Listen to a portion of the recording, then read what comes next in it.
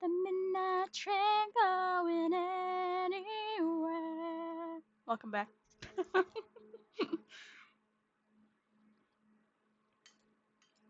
Born and raised in South Detroit. Took the midnight train going anywhere. I don't know why this song popped in my head when I was getting ready for Dream Daddy, but it did. So that's what we're listening to right now. I'm also restarting from scratch. I'm starting a brand new game because nobody has seen it and I don't have the VODs for it anymore and I didn't upload it to YouTube, so that's my bad. Singer in a smoking room, a smell of wine and cheap perfume. For a smile I could share the night, it goes on and on and on and on. Strangers waiting. Okay, I'll get into it. Searching in the night. I like blasted it because I was like, yeah. Anyway, turn that up just a tad.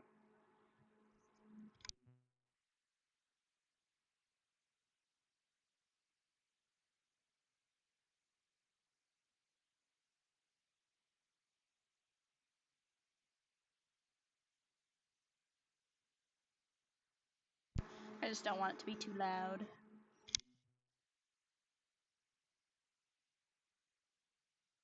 I never know what the mic to music ratio is, to be honest, but we're gonna restart this game because, like I said, it was a long time ago that I did part 1 and part 2, and I feel weird coming back 3 months later to do part 3. So we're just gonna restart the game entirely and go back to dating, whatever, whoever, which means we're gonna have to recreate our daddy.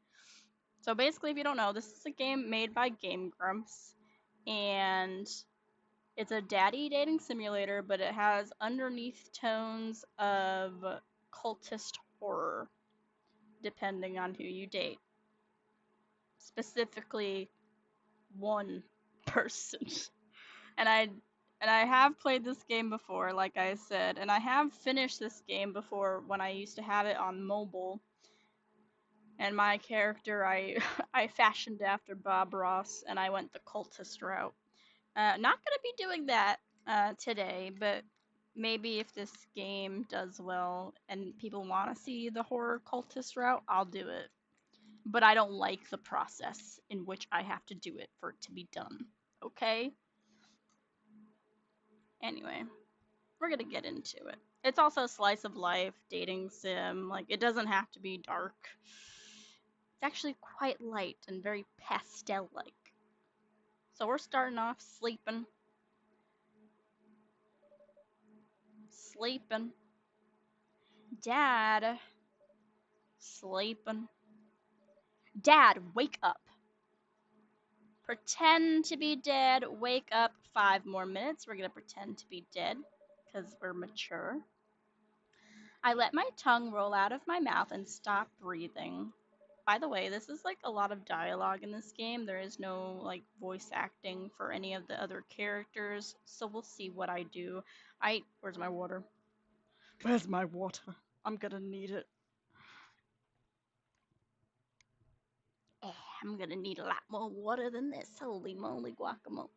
I only have like a half bottle left. And I'm also eating cereal, so maybe I should have ate my cereal before stream. But I'm also starting 30 minutes late, so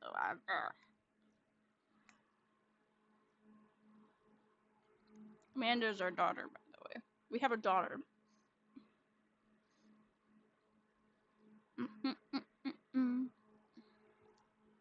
You know, I just realized I still have Pride Month tagged. Because it's definitely not June anymore, by the way. I'll put lo-fi. Boop. Actually, we'll just put chill. I'm a chill streamer, right? I'm pretty chill. I like to think I am anyway. Maybe I'm not. I don't know. Amanda shakes me. Come on, Dad. This hasn't worked on me since I was 6. I'm sorry, Amanda. This is the end for me. Dad, I swear to God. Amanda, I bequeath to you all of my earthly possessions. Spread my ashes over my recliner. Okay, well, your corpse better get into the moving van because it's leaving soon. Look at our cute daughter. I finally open my eyes and sit up. I'm lying in the middle of the living room, spooning a moving box. I yawn and stretch. Morning, Manda Panda. Yikes, dad breath. Go brush your teeth.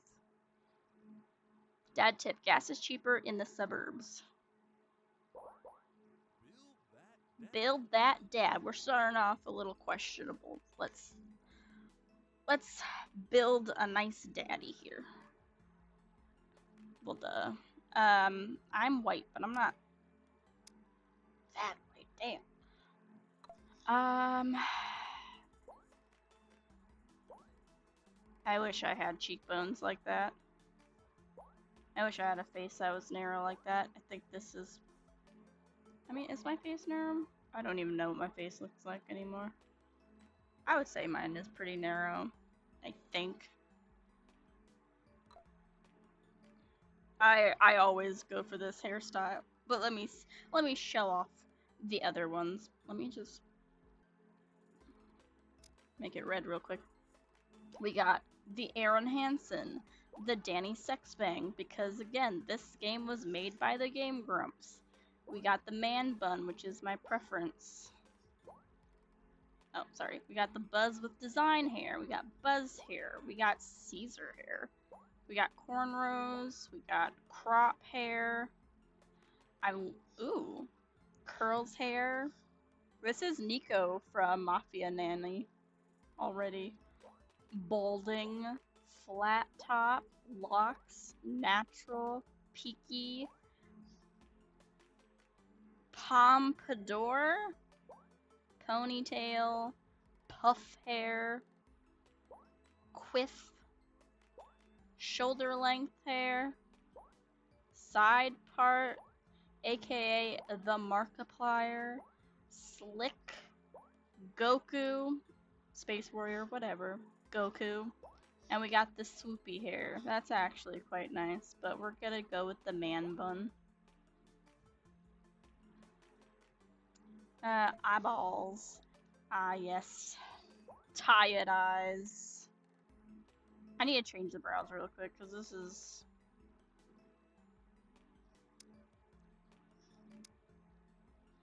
Do I want them the same color? Not really. We'll do black, because my hair is not naturally red, and my naturally hair is black, so... Eyes. Ooh, ooh. Tired, haven't slept. This is me right now, actually. I didn't really sleep last night. This is beyond... This is Markiplier after not sleeping for like a week from working on his movie. Oh, God! This man's seen some shit. Hard eyes. Also tired. I like that tired.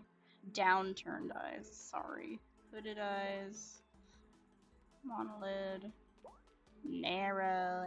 Salty AF. Shiny. Those are terrifying. Slick. Snake eyes. Wolves. Goku. Tintin. Upturned. Or wide. I'll be honest, I don't like any of these options, but we're gonna go with the tired downturned eyes, I think. I always went with the monolid eyes before. But let's do something different. We'll just be tired. Nose.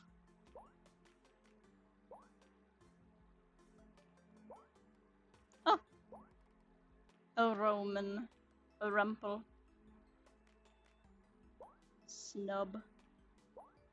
Oh god, not that one. I feel like I have a snub nose, but it just looks really weird. It's definitely not that small, though. Oh, I don't like any of these. I mean... I can't even remember what my other person looked like. We're gonna go with the little snub nose, why not? Hi there. I hate it. Oh, I mean, it's not that bad, actually. Dim lips.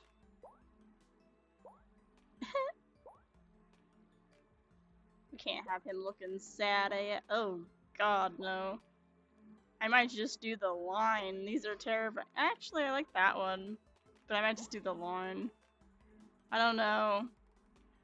I need to see it with facial hair. Facial hair.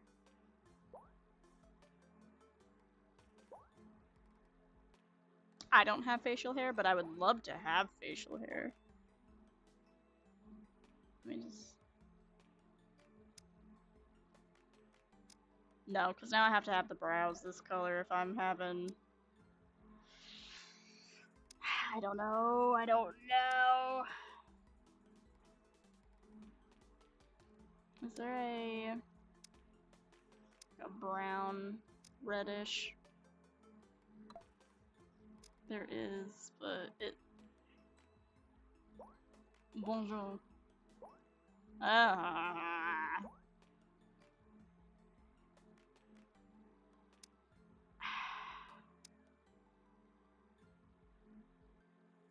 I need lips again. Where's the lips? Where's the lips? Mouths. No. See, I like the pouty. I don't like that. I don't like that. That's fine.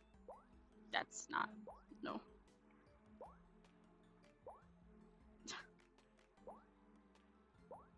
This is important. We're gonna be staring at my character a lot. I like the Cupid's mouth. Brow shape, I mean, the ones I have on are pretty solid. Oh, you know what? I like those too. Not those. He looks so angry. Ooh, the slit though? Honestly, that slit, I like the slit. I have glasses. Boom. I don't have black glasses. I have clear glasses. I like the pink ones. Actually, I like the yellow ones. I might just leave glasses off. We'll pretend my daddy can see.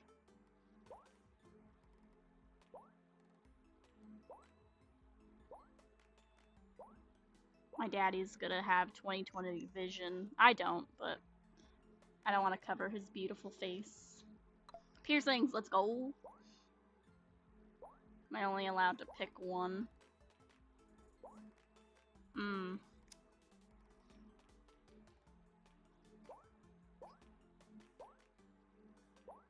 Well, this is me, but the beard kind of like covers it. I'll just have a numerous amount of earrings. I want them silver though. Those are... I don't know. I don't know. Yellow. Well, gold. I feel like you can't really see them when they're black. Because the outline of the character is like... We'll see. We'll see what it goes with the clothing. I'll change it based on that. Underoos. Plain white tee. Can't go wrong with a plain t-shirt, honestly. Hate it. Danny Sexbang. Alright, that's kind of nice. It goes with his hair.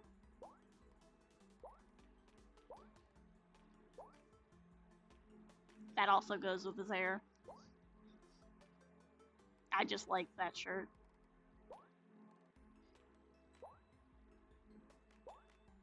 With a suit, he just looks like he's in the mafia. Oh, he's going to a snazzy party. Dude, he looks good in like all of these. I'm between this one. Also, hold on, hair. Wait, body hair? Hold on.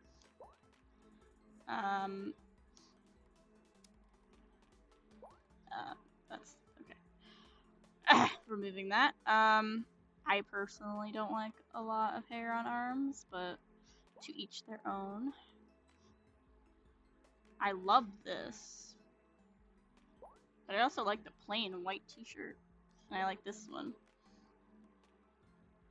I think what sells me on this one is the black pants versus the blue on blue. We're gonna go with this one. Damn. Do I want...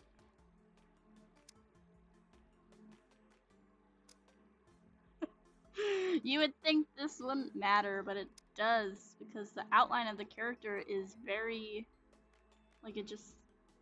I'm gonna go with this one so I can see the piercings. Name that dad. My name is Ashton. There we go.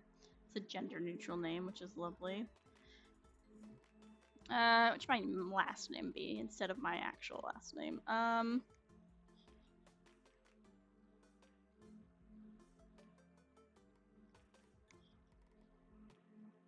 put my brother's last name or something.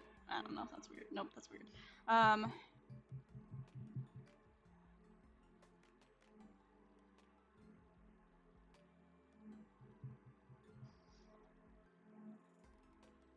don't know.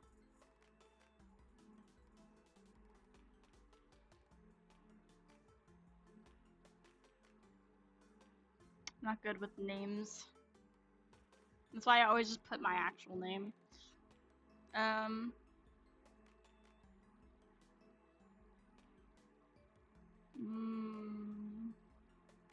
I don't know what his name should be.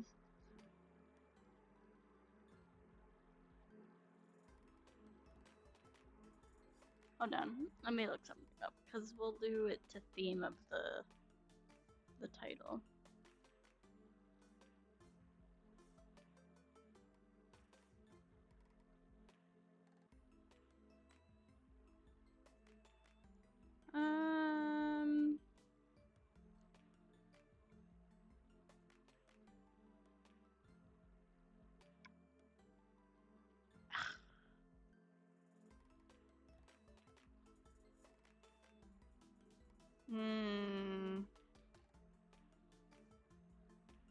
I'm just trying to look up like where Journey is from, but they're from San Francisco. I don't want my last name to be in Francisco. I don't know.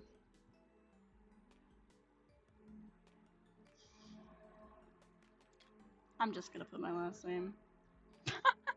I'm not creative at all. Always check the card reader at ATMs before you swipe. It's a good one. My cereal's getting soggy.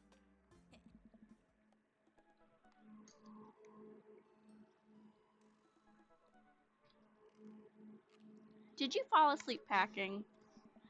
I got most of it done, I think. Searching around the room, it looks like I did a pretty good job. Every box is sealed except for one. Wait, straggler. I'm gonna turn the music down in my headset because that's all I hear. What's in it? Looking into the box, I see a bunch of old photos in little photo albums. Whoa, I haven't seen these in well, I was gonna say in forever, but that's not what it says. Whoa, I haven't seen these in years. I pull out one of the dusty albums from the top of the pile and we begin looking through it. That's the coolest baby I've ever seen. The way your father and I, or the way your mother and I, the only way your father and I could get you to stop crying was to put those sunglasses on you. But whenever we tried to take them off, you started crying again. You spent the first 2 years of your life with sunglasses on, and we didn't think it was a medical condition, but it is. You are very sensitive to light, and that's why your eyes are that color. Nice. Halloween when you were maybe 4? Oh my god, that dragon costume! You couldn't decide between being a princess or a dragon, so you went with both. Princess Dragon. Wait, why do I remember crying in that dragon costume? You saw yourself in the mirror and realized you were afraid of dragons. Seeing yourself inside the dragon's mouth was a realization of your greatest fear, I think. Right, yep, definitely repressed that one. That memory. And this was you in your horse phase. Dad.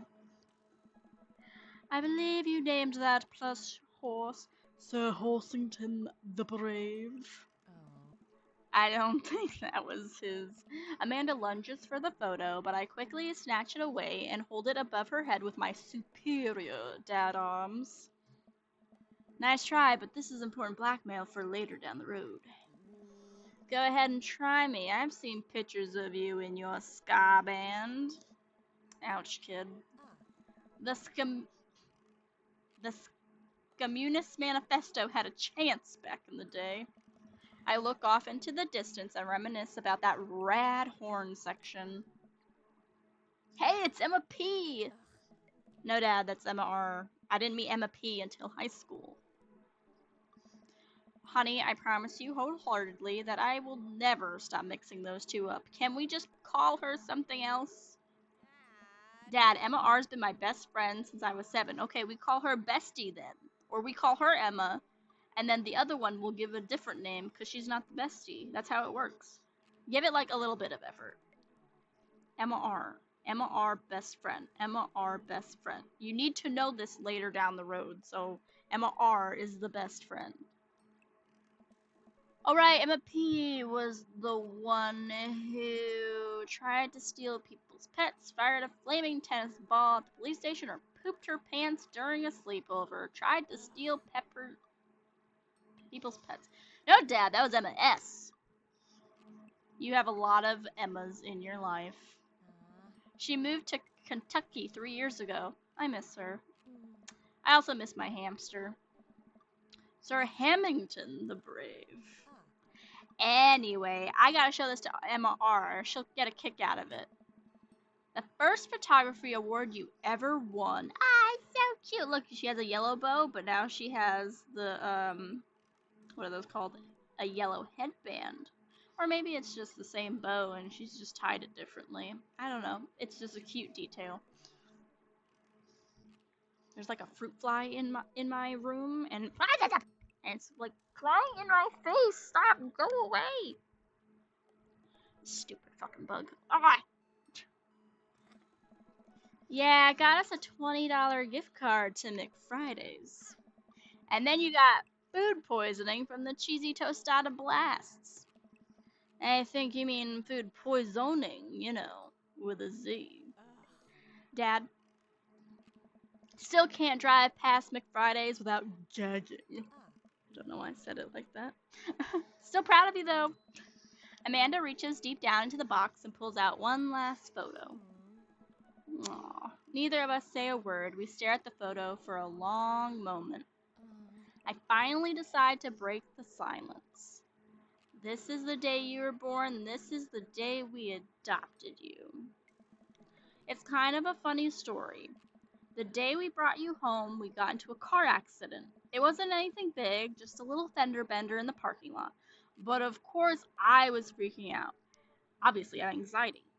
And the little old lady who crashed into us was freaking out because she knew she shouldn't have had a license, but she had one anyway. And I didn't know what to do. But your father, oh man, he holds my hand and looks me directly in the eyes, the calmest I've ever seen him. He says, "It's okay. It's all going to be okay. That lady's going to jail." He was right, you know. I stare at the picture for longer, maybe too long. I miss him. I can't even imagine what it must be like for Amanda. She pats me on the back. "Come on, Pops, we gotta finish packing. The moving van won't wait forever." You're right. Amanda and I pile into the car and take one last look at the old house. So many memories here. Hard to believe your father and I bought this place almost 20 years ago. Hey, remember when I shattered the front window playing catch? You always had very strong arms. You take after your dad. My superior dad arms. Hey, remember when I shattered the other front window pretending to be a robot who breaks windows? You're a very imaginative child. Hey, remember when I broke the back window playing? We get it, Amanda. Ya break stuff. And there'll be plenty more stuff to break for me in the new place. Memories to make and stuff to break. You ready? We sit in silence for a moment. I watched my daughter grow up in this house. It will forever hold a place in my heart, but it stings a little bit to leave it behind. I'm ready. The moving van begins to pull away, and I get in the car into position to follow it. I watch our house, our old house, disappear in the rearview mirror. So, so what? I'm still a rock star. So sell me on our cool new pad. I clear my throat and do my best cheesy announcer voice. I need water. Oh god, I hate this. Good thing nobody's here with me.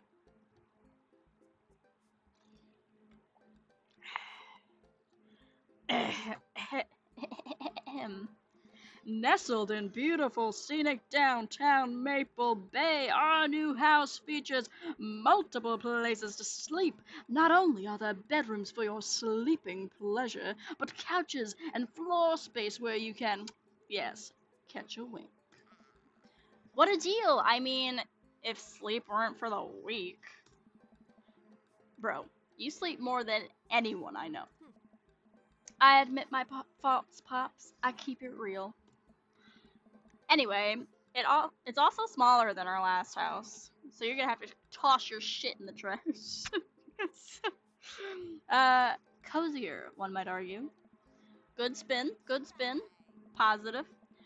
I think it's great. Won't we be closer to a lot of cool stuff that we can walk to? So I don't have to waste gas? And I mean, trying to park downtown is, Amanda, you know you're gonna have to learn how to parallel park at some point, right? And also, listen, parallel parking, you'll learn how to do it, and guess what? You'll do it only once. Unless you live in a city where you have to parallel park on the road, you won't have to use this. I parallel parked once in my life, and that was for the driver's test. Haven't done it since. Not gonna happen, Pops. I think someone needs to do a 3-point turn on their attitude. Another thing, I've only ever done that maybe once or twice after the driver's test. Mainly because I always know where I'm going, because I always have maps on. And if I miss a turn, guess what? I could just do a U-turn at the next freaking intersection or wherever, or pull into someone's driveway and back out and go back. I don't know how to do that either. That one's pretty easy. Have you met the neighbors yet? Not yet, but the neighborhood seems pretty quiet. So you won't have to chase any rowdy teens off your lawn? You are the very teen you mock when you say that, honey. I'm in my last year of high school. I'm practically dust. Yeah, you're real. Don't you dare. Senior. Dad, I know where this is going, and you don't need to go there. Especially how slow you're going. Citizen. I'm just gonna ignore that one. But I won't forget it. You're not funny. So what's item number 1 on the new house agenda? Well, first we'll need to forge a path through the solid box of wall. Sorry. Dyslexia. Hold up. Well, first we'll need to forge a path through the solid wall of boxes that's blocking the living room. I still have to install the washer and dryer. We need to do grocery shopping, and you know how much I hate grocery shopping. That's why we're just going to get the app for the store we're moving close to. We're going to place an online order, and we're going to either pick it up or have it delivered to our house because I cannot deal. Pops, cool your jets. You have to promise me that we're going to take a break and explore the neighborhood. Okay, you're right. There's just a lot on my plate. I'd rather just get stuff done. But okay, we'll get some work done and then check out the area. We pull up to the new house and step outside. The lawn is freshly mown and the for sale sign is still in the yard. Bitch, I bought it. Why is that still there? Hi! And with a swift kick from Amanda, the for sale sign is no more. Nice form, sweet pea. I got a problem with authority. I am so proud. Man, all that karate chopping tuckered me out. I could really go for a sandwich. An ice cream sandwich. Sweetie, it's 10 in the morning. Maybe have a bowl of cereal. We need to unpack first. I need some coffee ASAP. Did you even see all the dogs in the park nearby? Too bad, I'm a cat person, so I need coffee ASAP. I gotta get my hands on a nice hot cup of the old bean juice, or I'm gonna be useless all day. I think we passed a coffee shop on the way here. Maybe we could check that out. Let's do it. The extended cut is the only cut worth watching. Depends. We walked down the street to the Coffee Spoon, a cute little place on the corner. Man, this is such a convenient walking distance from our place. I mean, I guess. What's wrong?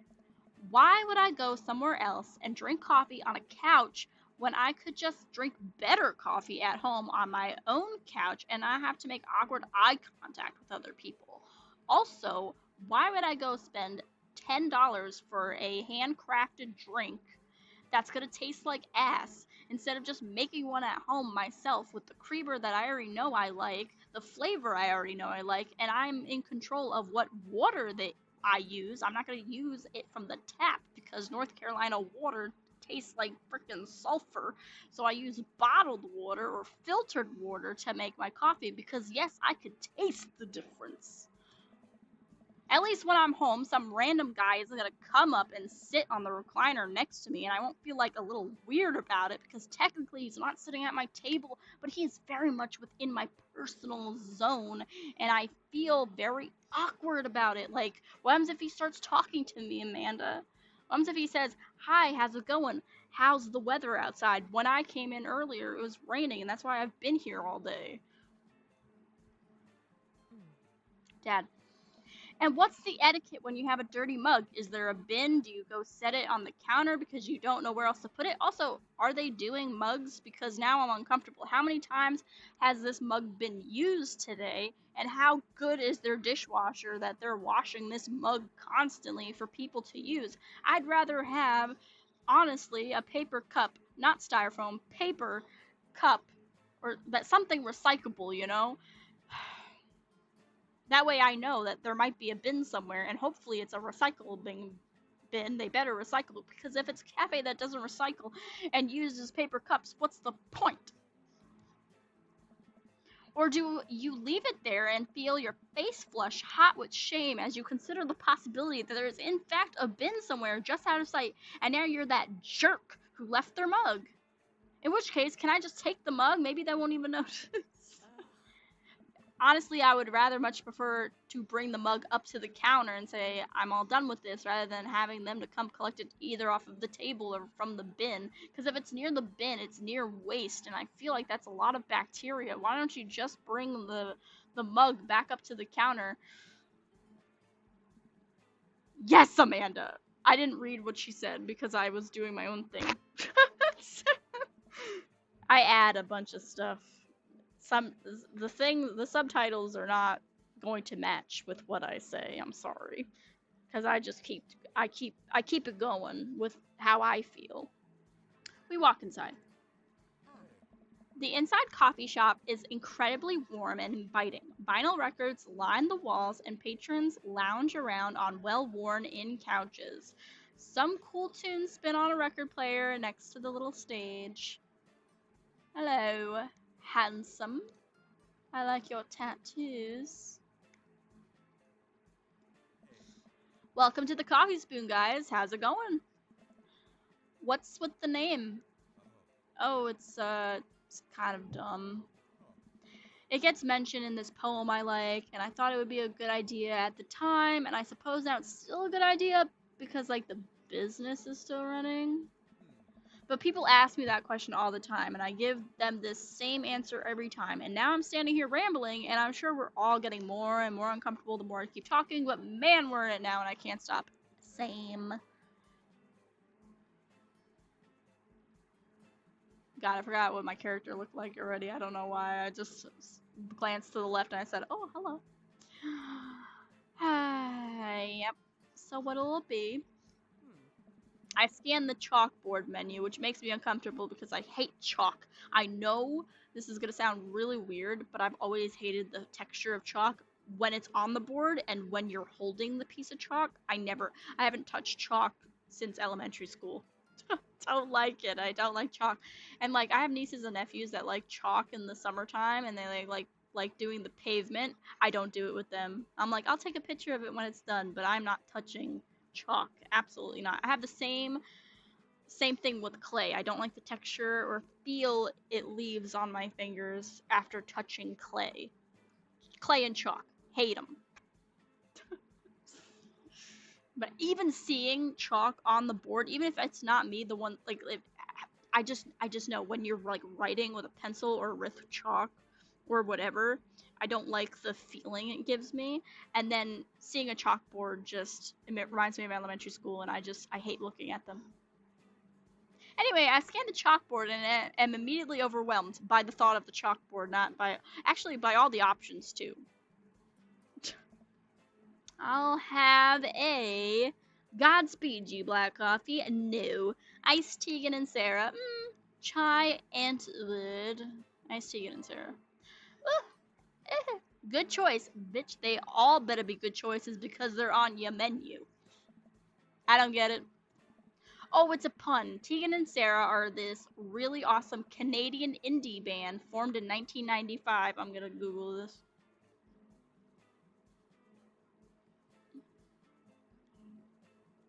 Tegan and Sarah. If I could spell, hold on. Tegan and Sarah. They're a pop duo. Ooh, they look cool.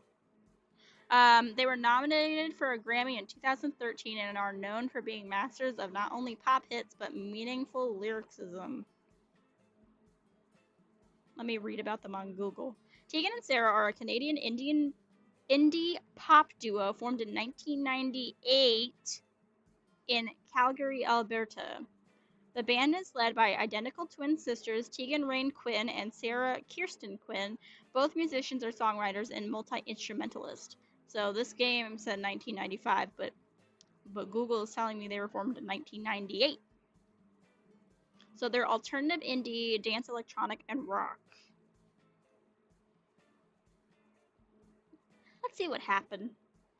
Both twins are gay and both are married. Oh, wonderful. Tegan married Sophia Snow after dating for 2 years in 2018. In 2011, Sarah married her longtime girlfriend, Stacy Reeder, and in August 2022, they welcomed their first child, a son. Oh, how lovely.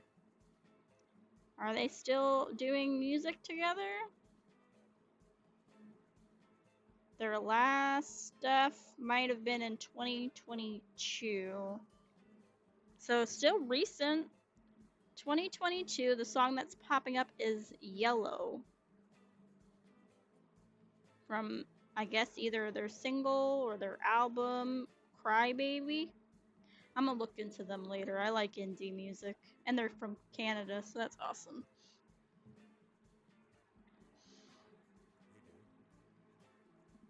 I'm doing the thing again. Oh, but I love it. I love learning about music stuff. Go ahead, Matt.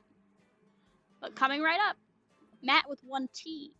And for you, I'll have a macchiato DeMarco, please. Why couldn't I get that option? Coming right up, do you want that small, medium, or biggest smalls? Medium. That's my go-to. Just when in doubt, just get a medium. Unless you don't know what you're getting, then a small.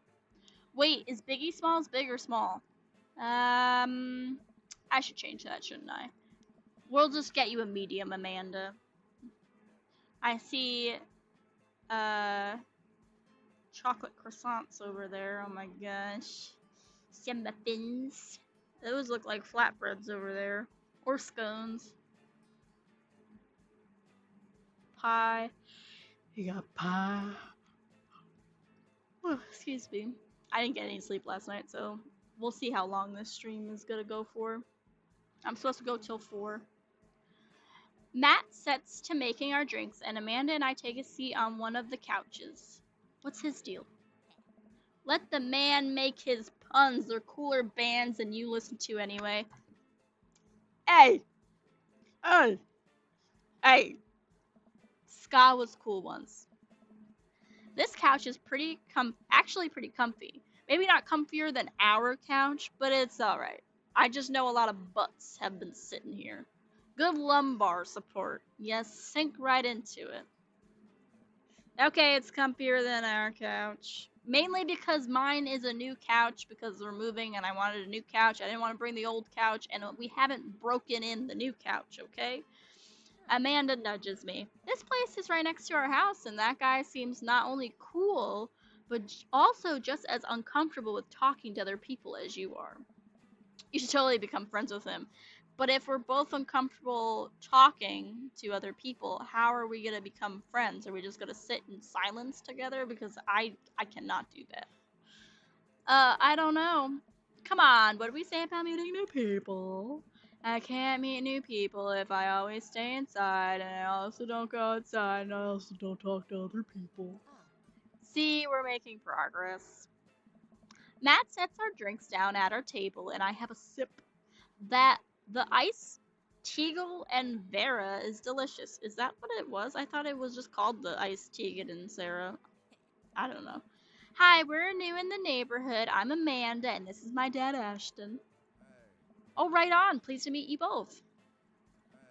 You ought to come by when my daughter's hanging around the shop. You two might get along.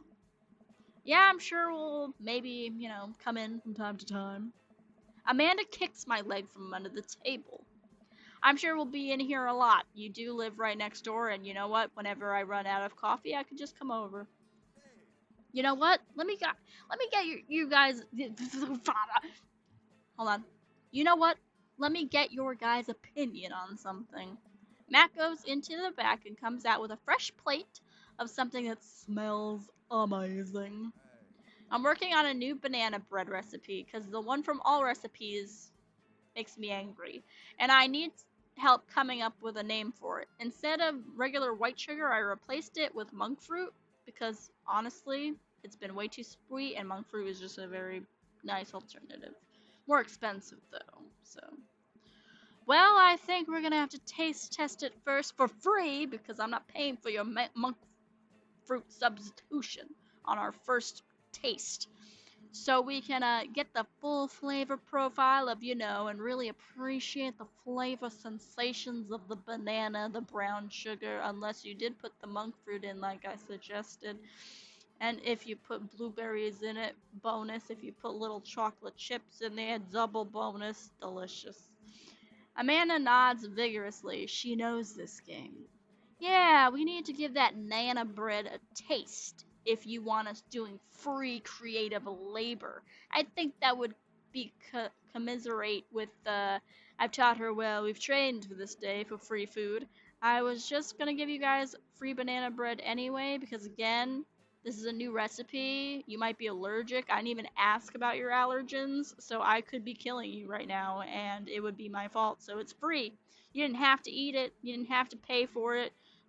The cops can't get me now. Right, yes, that. If he put coconut in it, or pineapple, or any of the various other things I'm allergic to in it, I'm dead. I'm a dead man.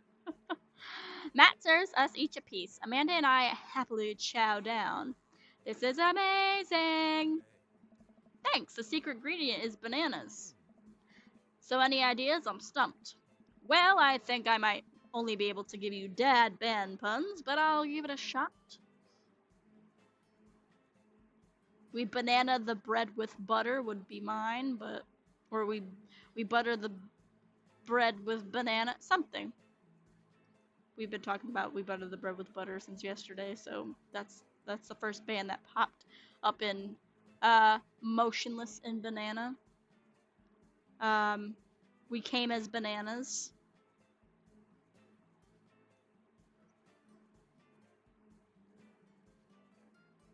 Ice Banana Kills. Um, hold on, Matt. I'm cooking, all right. The Banana Dahlia Murder. I don't know what I'm doing. I'm just naming bands that I like and putting banana in one of them. I don't know.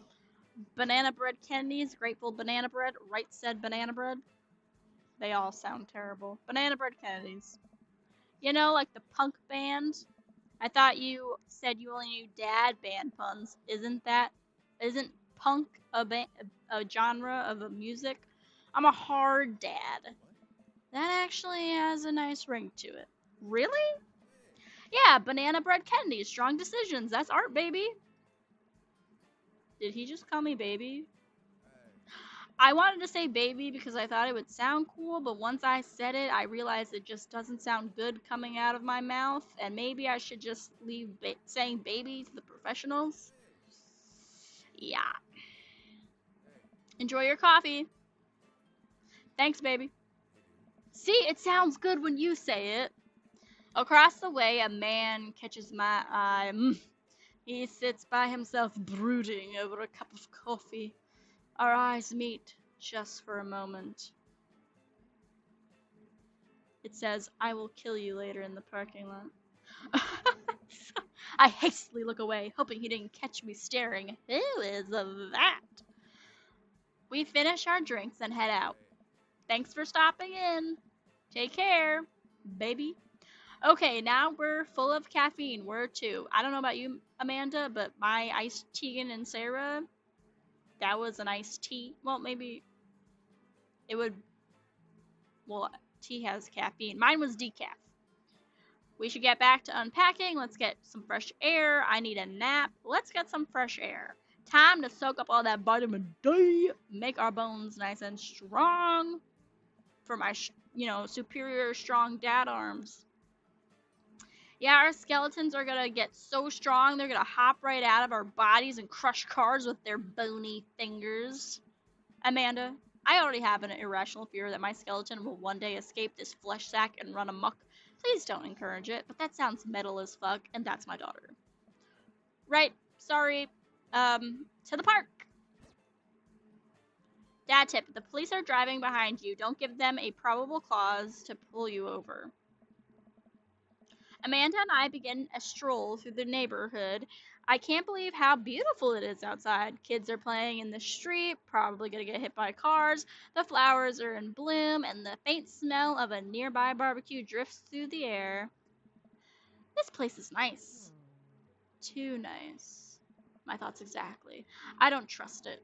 Good eye, honey. Because underneath all this nice pastel colors is a horror game. You can never be too careful. See that baby in the stroller over there? Government operative? Nah, that's a fake baby. We're on to you, baby.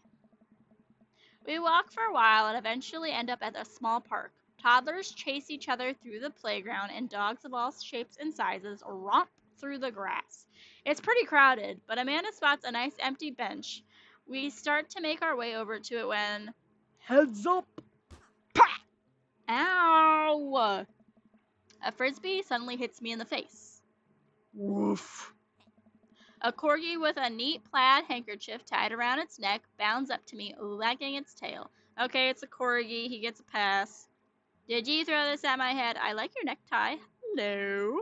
Honestly, if it were me, I'd be, hello. Ruff, ruff. He runs around in a circle and nudges my leg with his nose. Oh god. This is the cutest dog. Can I help you? Impart upon your wisdom, tiny dog. Pet the dog. I'ma pet that dog. I'ma pet that dog. Can I pet that dog? But where do I pet the dog? Here's the thing. I do ask owners if I can pet their dog because you just don't know. Not so much like the owner's like giving me permission. It's more like this owner knows their dog. Where, like, is it okay if I pet the dog? Because I can't directly ask the dog, can I pet you? I mean, I could, but it won't respond in a way that I could possibly understand unless it's like, all right, give me your hand. You're going to pet me now. And this is where I want you to pet me. But I can ask the owner and be like, hey, is it all right if I pet your dog? And where's an okay spot for me to pet them? Like, do they like head scratches? Do they like under the chin? Because I know a couple of dogs that don't like underneath the chin scratches and they'll try to bite you. So, you don't know. You just don't know. Cats are the same way. 2 out of my 4 cats, when I had them, loved chin scratches. 2 of them did not. Give him those head rubs. We need some chin scratches in here.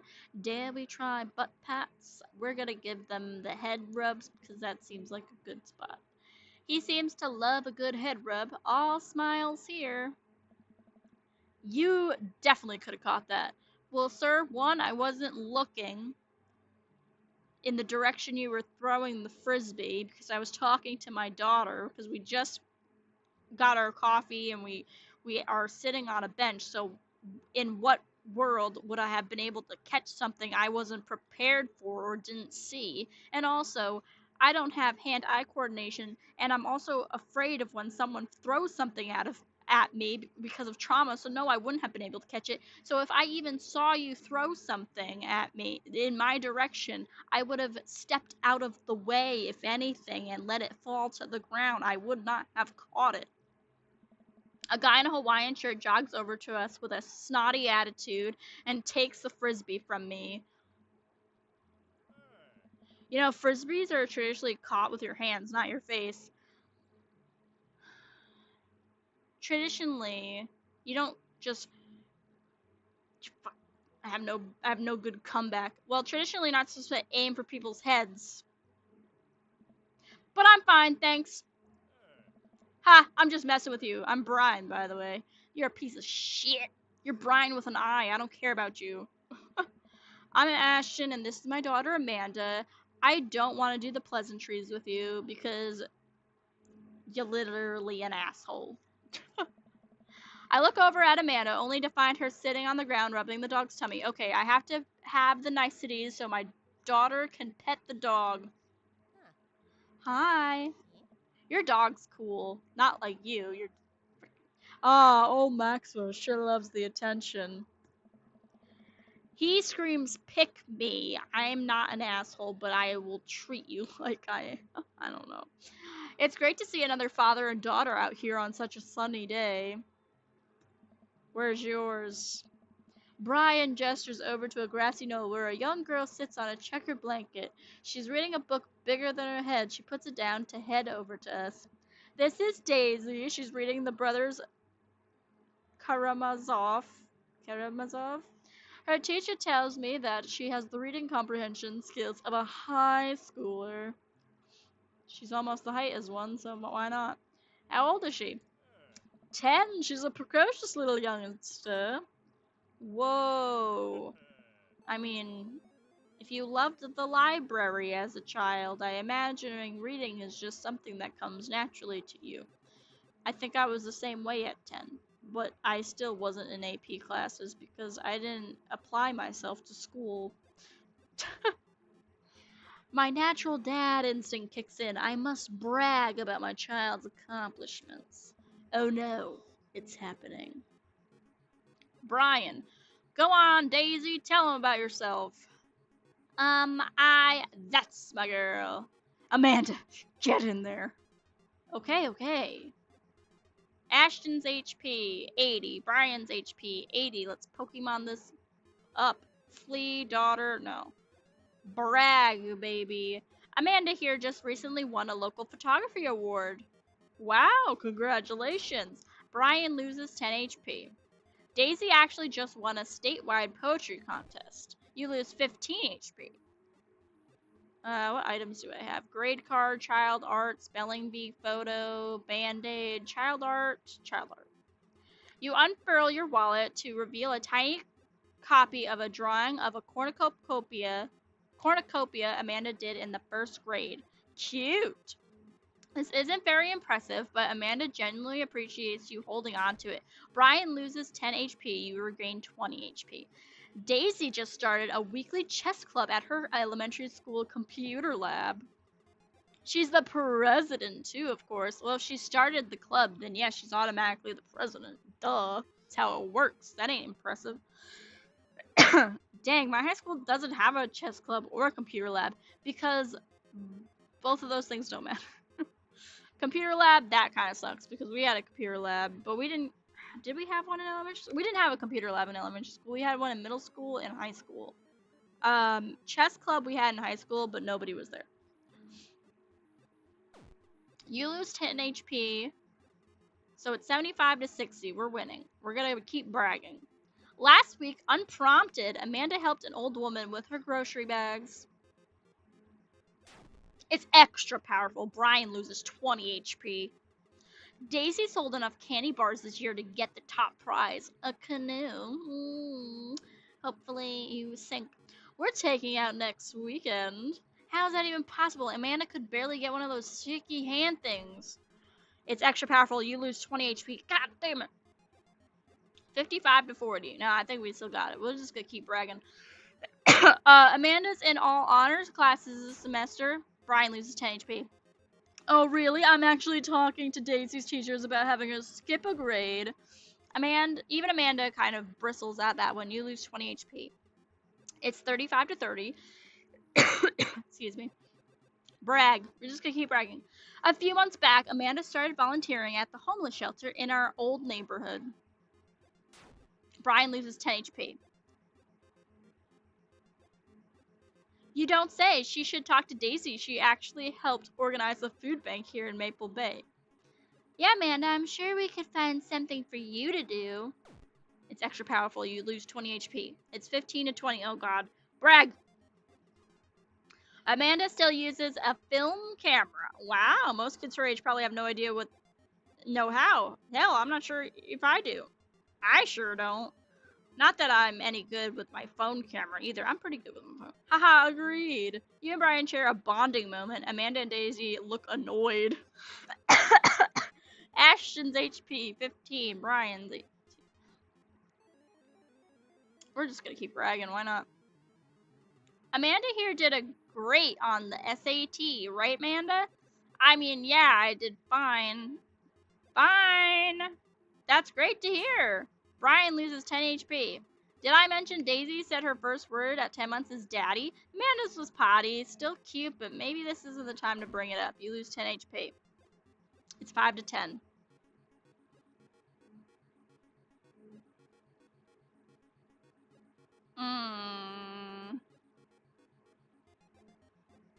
I'm gonna still brag. Shoot. Oh no! Amanda, what else are you good at? I'm a sparkling conversationalist. Haha, that you are. Brian loses 10 HP. I've got him on the ropes! Brian, you two seem okay. You two seem to have such a good relationship. It warms my heart. Ugh, why did he have to be such a good loser? We won! I've never won this before. Ah, victory. It feels good against him. Oh, yes, my cereal's soggy. I'm throwing this out. So I take it you guys are new to the neighborhood. We just moved in. Do you live around here? Yeah, we live at that cul-de-sac down next to the coffee shop. What a coincidence. That's where we live too. Small world. Yeah, Daisy and I are in that little ranch-style house on the corner. I know that house. It's just like ours, but slightly bigger and better landscaped. Does this guy have to do me out every day? Bro, he's compensating for something. What a lovely place. Too lovely. Almost perfect. Which means there's definitely something wrong with you.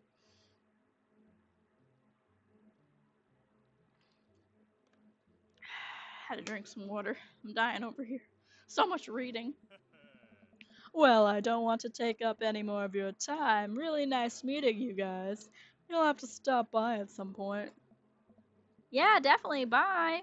Absolutely not. Amanda, you're allowed to go over for the dog, only if the dog is outside.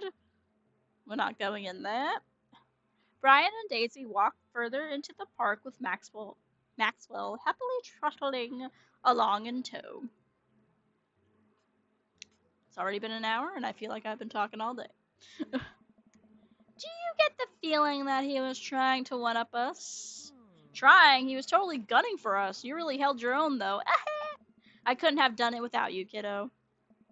I do my best, but now I can't believe that kid's only 10. What was I even doing at her age? I believe you had a bit of a thing for horses. Shame that didn't pan out. Could have majored in comparative horse studies.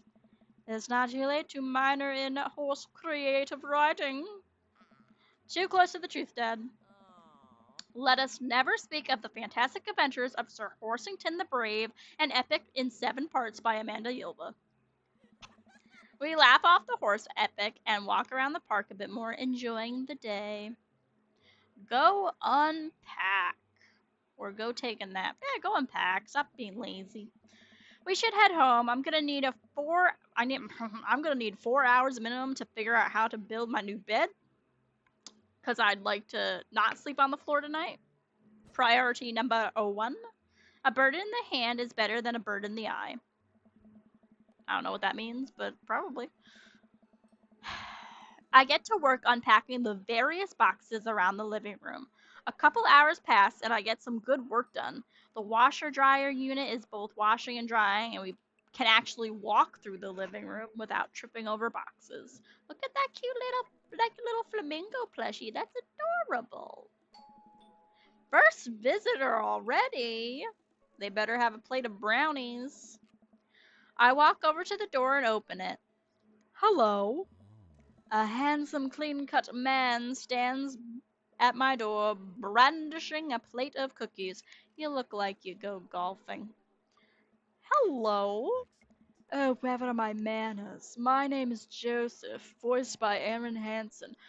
I'm your next-door neighbor. Oh, yes, hi, I'm Ashton. That's what my name is. I saw the moving van and I thought I'd bring over some cookies. Oh, not brownies? Oh, well. My daughter Christy wanted to let you know she baked them herself. Joseph leans in and whispers, but between you and me, she just sprinkled in the chocolate chips. We both share a laugh. Kids, right? Wow, cookies, huh? So nice to meet you. Joseph hands her the plate of cookies with a smile. Well, thanks for the cookies. Vroom. Amanda disappears with the cookies because she knows that socializing with a clean-cut white man that looks like he goes golfing on the regular is probably not the best decision, but here we are. He is in my house. I opened the door for him and he brought in cookies that could potentially be poisonous. We don't know. Amanda come up and she's gone. And now I'm left alone with you. I know who you are. I know what you do. I know who you torment. But my audience doesn't. They don't know the rage that I have for you. You are deceitful. You are the devil. Anyway, that's my daughter. Her name is Amanda. She's a charmer. Ashton, Amanda, and my husband's name was Adam. Actually, we never know who the husband's name was, but I'm gonna call him Adam because we're gonna keep the A's a going. We're the AAA batteries. Daughters are tough. Sons are also tough. Children in general are just tough. I hear that. I mean, there have to be something wrong with you to try to raise more than 2. I have 4 kids. What have you done? Oh, I meant, don't worry, you didn't mean to be rude. That's the smile of someone that's gonna kill you in your sleep. Oh no, this is the first neighbor I've met. Well, actually, we met Brian, but we don't consider him a neighbor. We consider him an asshole that lives down the street. Actually, if it's in a cul-de-sac, he's like right on the corner there, so it's not even down the street. Unfortunately, he's right next door. My social life is already in a tailspin. I wonder if it's too late to move again. Yeah, okay. Is the missus around? Mister, actually. I'm gay, and, no, not anymore. He died. And it wasn't an accident, was it? Oh, um, I'm sorry for your loss. Are you? No, it's alright. Wow, this is uncomfortable. We stand there quietly for a moment, acutely aware of how awkward we both made things. I'm sorry, can you close the door real quick? I look at Joseph quizzically but comply. After a second, I hear a knock at the door. Opening it, I see Joseph standing there with a huge smile. No extra plate of cookies. That's the only plate that we get. Hey, I'm your new neighbor, Joseph. I promise not to talk about your dead spouse this time. I'm throwing a barbecue for the cul-de-sac, and I'd love for you to come by and meet the rest of the neighbors in our community. What do you say, pal? That sounds great. My daughter, Amanda, would love to stop by. Oh, and me too. Also, 4 kids is a perfectly normal amount of children to have. We shake hands to seal the deal.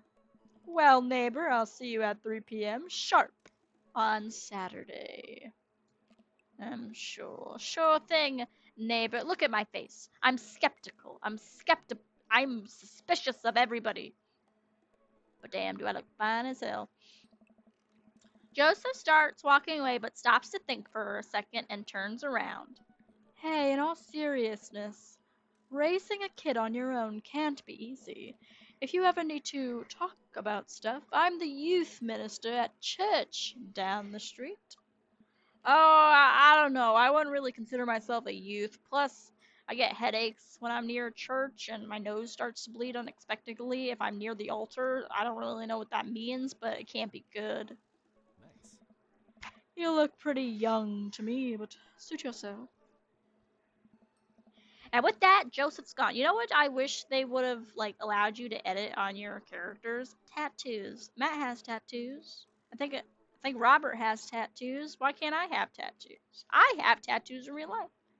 He seemed nice. Amanda walks back into the living room, crumbs on her face and cookie in hand. That was the smoothest recover I've ever seen. I should be taking notes. See, you're already fitting in great. Where'd the cookies go? Oh. They're gone. I'm sorry. Yes. You're not. If it makes you feel any better, though, they weren't that very good. Like a child didn't make. She's been poisoned. So you ate all of them anyway? Yep. I guess that makes it break time. Any ideas? Joseph probably wants his plate back. He can't just serve. Well, I was gonna say he can't. He couldn't have just given us on a paper plate because now I have to go. Now I have to go over there to bring him his plate. If it was on a paper plate, I wouldn't have to go over there again. I would just throw out the paper plate in the recycling bin. I think we get a ton of good neighbor points if we bring this back. We're gonna be the best neighbors in this whole cul-de-sac. We're gonna kick all the other neighbors' butts, specifically Brian's, with kindness. Amanda and I step outside. Eh? Shoot, I'm actually not sure which house this is. Hmm. I'd hazard a guess it's the big one with all the well groomed blonde children sitting in the yard. Good eye, kid. And remember, we need to make a positive first impression here. Keep it light. We walk up to the kids and wave. It's haunted. They're haunted. They're not real children. Those are demons possessing flesh bodies of dead children. Hey guys, is your dad around? They all just stare at us blankly because they cannot talk, they cannot speak. They don't. Demons cannot speak child English. We just wanted to return this nice plate and thank you for the cookies. I didn't have any. My daughter ate them, so you can't poison me, but you can poison my daughter. Geez, these definitely are Joseph kids. They all look exactly like him, plus dead inside and outside. What? They were really good. I mean, I heard they were good. I didn't get to eat any. I chuckle nervously. These kids don't want to talk to me because they know they cannot talk. They're demon children. Hmm. Well, okay, we're just gonna set this plate down on the ground, real gentle, and then back away slowly. Right, Dad? Right, that's what we're gonna do.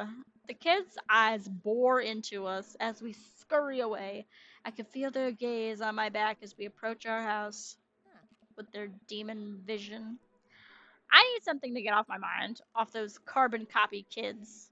I need to rest my eyes, Amanda. Hmm.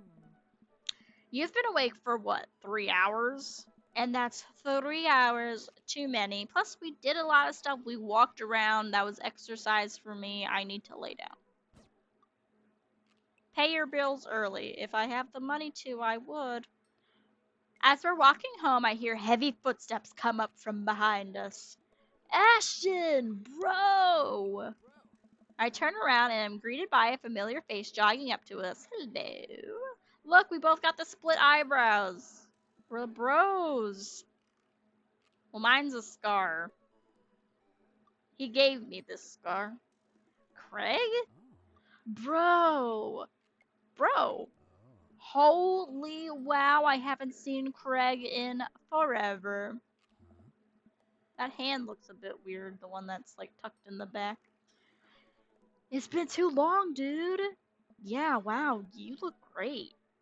Damn, you look good, and you still got this. You still trying to copy me after all this time with the split in your eyebrow, but okay. Hey.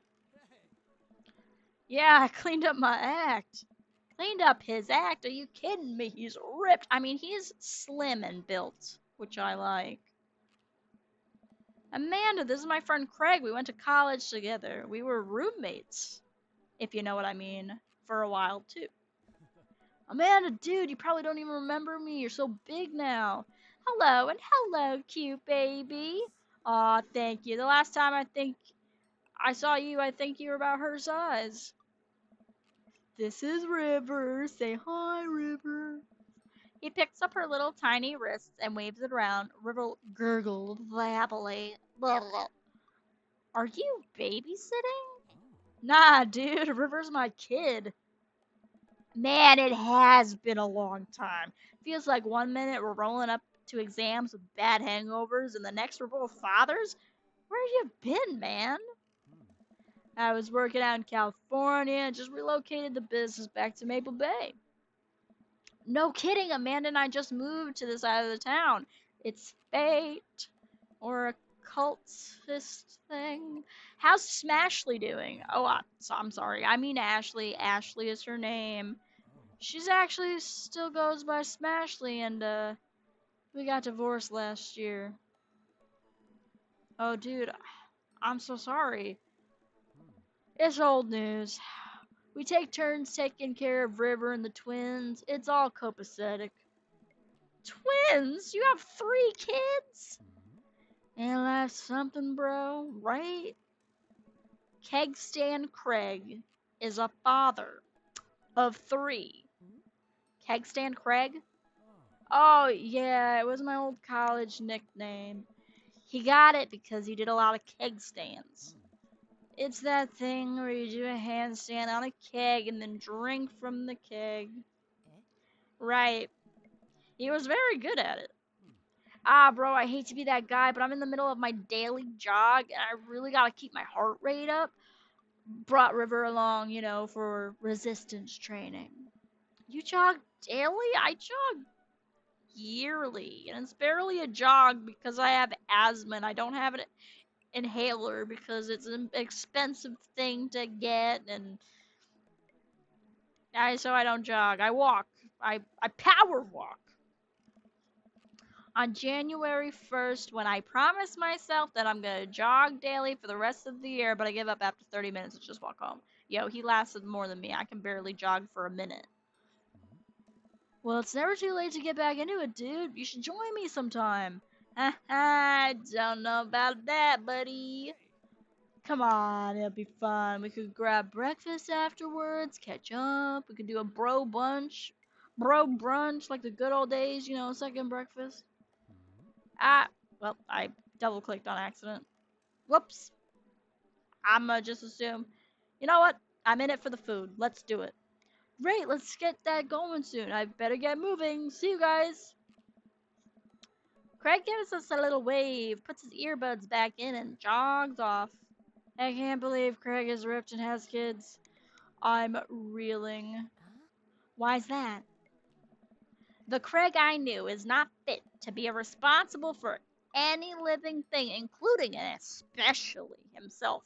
One time I watched him drink an entire jar of marinara sauce for dinner. Cold marinara sauce, I might add. Not even cold. Actually, it was lukewarm because we kept it in the cabinet.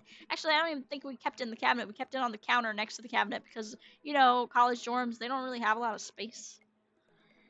Amanda, he opened up a new jar of marinara sauce and then he drank it like it was a thing that normal people do. Normal people don't do that, Amanda. It was unholy. And then I asked him what the hell he was doing.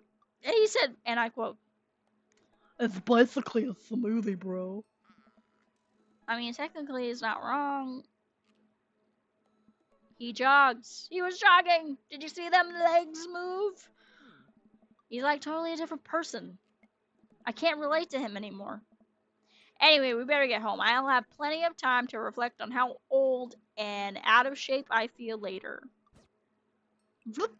By quality, not quantity. My brother's messaging me. What's my brother want? Okay. Amanda and I flop onto the couch. Amanda has to shove some empty boxes out of the way before she can sit. Too bad we're gonna be putting my stuff back into these boxes in a few months. No, don't say that. Oh, Dad, it's gonna be okay. I'll be fine. I know, you'll be fine. I won't be. It's just, you're my little girl. It's gonna be weird not having you around. I'll come visit and I'll text you every day and I'll take lots of pictures. I mean, obviously, I'm a photography major. You promise? Of course. Are you gonna be okay by your lonesome? Oh, come on. I'll be fine. I'll get a cat or something. A cat? Forget art school. I'll stay for the cat. Is that what's is that what it's gonna take? Medium-sized cat, handkerchief around the neck. I get to name it. That's what it'll cost me for give up my dreams. I'm a woman of simple wants and needs. Well, a cat is a lot cheaper than college. Amanda laughs. Suddenly, a pile of envelopes slide through the mail slot. Speaking of college.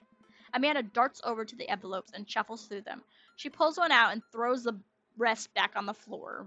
Even though we have a table, she could put them on the table. This is from McGowan College of Art and Design. Open it! But I'm scared. It's just an envelope. Yeah, it's just like my entire future, not a big deal or anything. She takes a deep breath and rips the letter open with her teeth. We have a letter opener, but alright. I hold my breath while Amanda's eyes dart back and forth, scanning the letter. What does it say? The admissions committee has reviewed your application, blah, blah, blah, blah, blah, blah. Her face drops. We regret to inform you that we are unable to offer you admission to McGowan College of Art and Design. Amanda throws the letter on the coffee table. Oh, sweetie. It's okay. I kind of saw it coming. I knew I shouldn't have put the experimental stuff in my portfolio. Their admissions officer told me they just wanted to see portraits or whatever. Even though I do nature photography, my mom.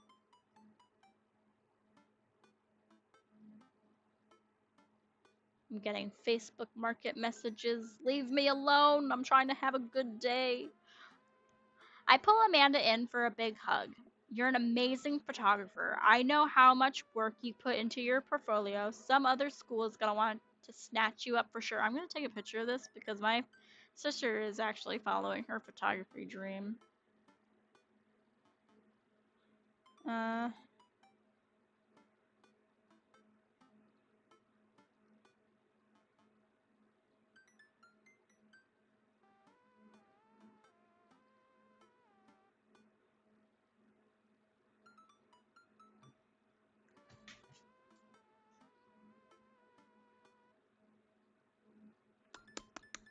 where's my sister?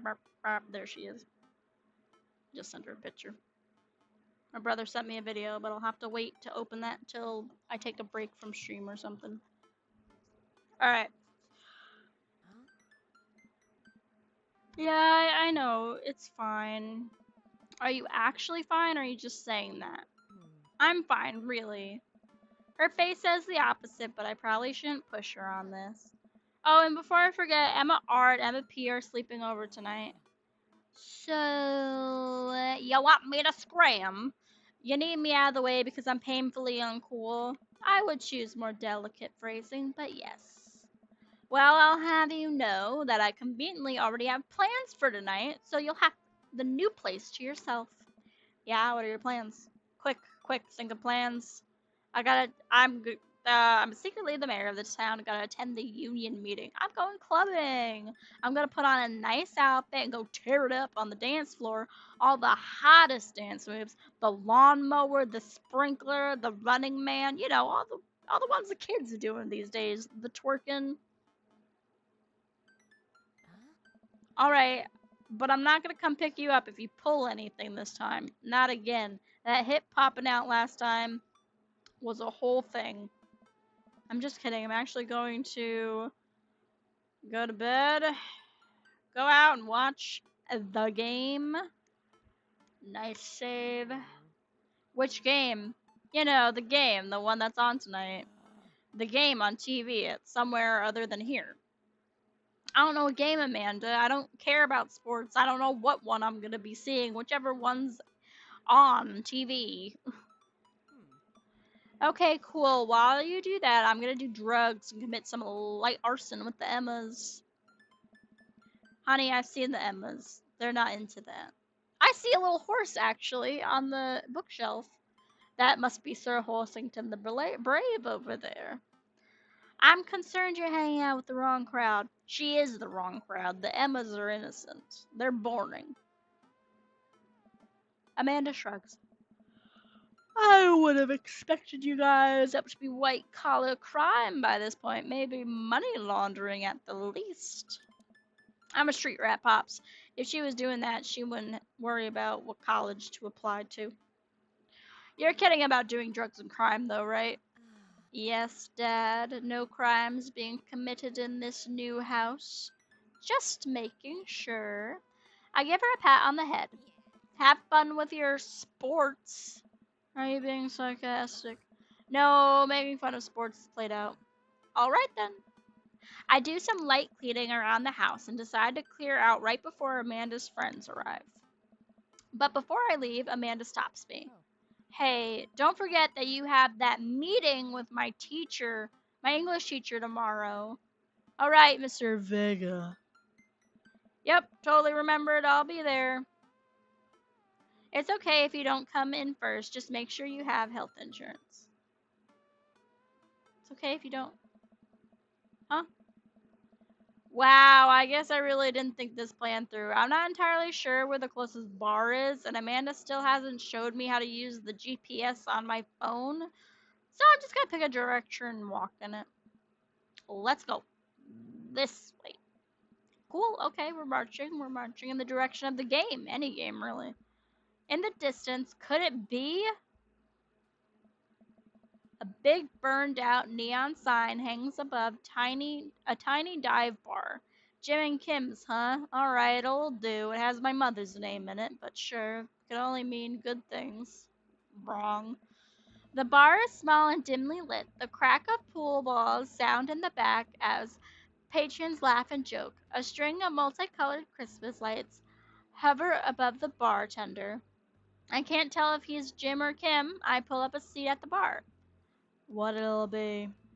One beer, please. A single non-alcoholic beer, please. Actually, make that a Shirley Temple. Sure thing, boss. The bartender slides me an ice cold Shirley Temple. I take a sip and enjoy the refreshing taste of Sprite and cherry syrup. Say, are you Jim or Kim? I'm Neil. Oh, yikes. I awkwardly turn my attention to the game, which is playing on one of the TVs on the wall.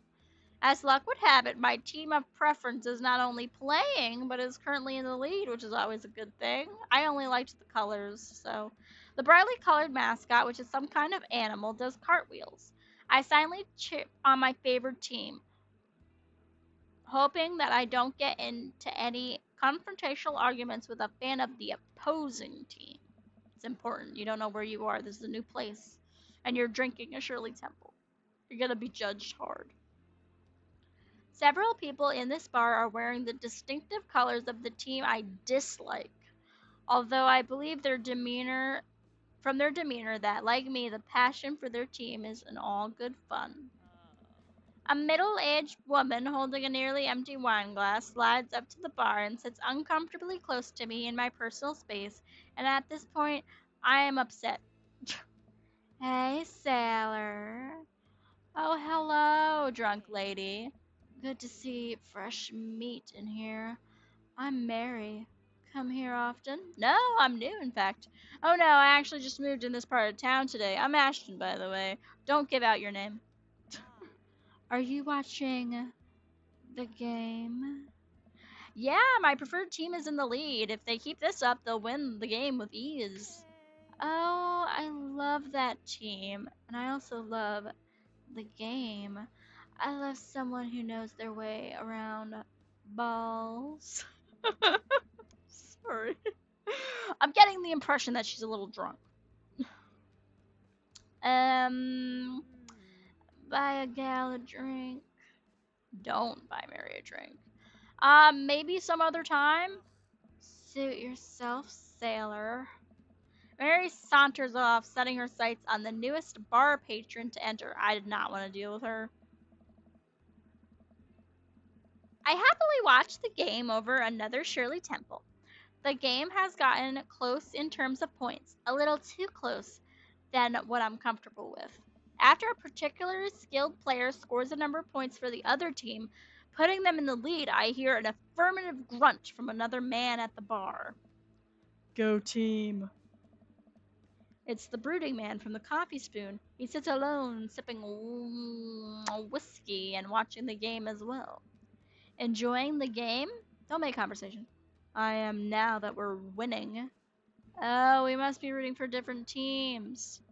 In my opinion, my team is far superior. Well, that's good for you. I don't actually give a crap about this. I have to disagree with that. Based on our win-loss record, I'd say my team is superior. Well, that's where you're wrong, since as it stands right now, my team is beating yours. The conversation ends there, and we go back to silently rooting for our respective teams.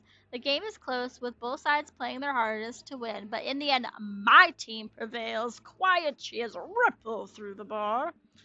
I raise a respectful glass at the man drinking whiskey. He raises his in response. An unspoken truce is formed between us, our mutual love for the game. He motions to the bartender, who pours 2 glasses of Shirley Temples. The man slides one over to me. The name's Robert. Thanks, I'm Ashton. You must be new here. Mary already hit on you? Yeah, that was a bit uncomfortable. Robert chuckles.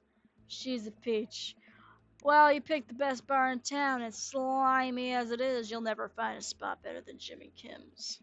Is there actually a Jim or Kim that runs this place? No, that'd be Neil. Neil waves from across the bar. Good guy, Neil. Not enough Neils in this world.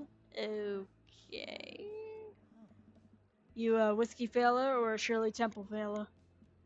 Shirley Temple, but I'll drink most things that are non-alcoholic.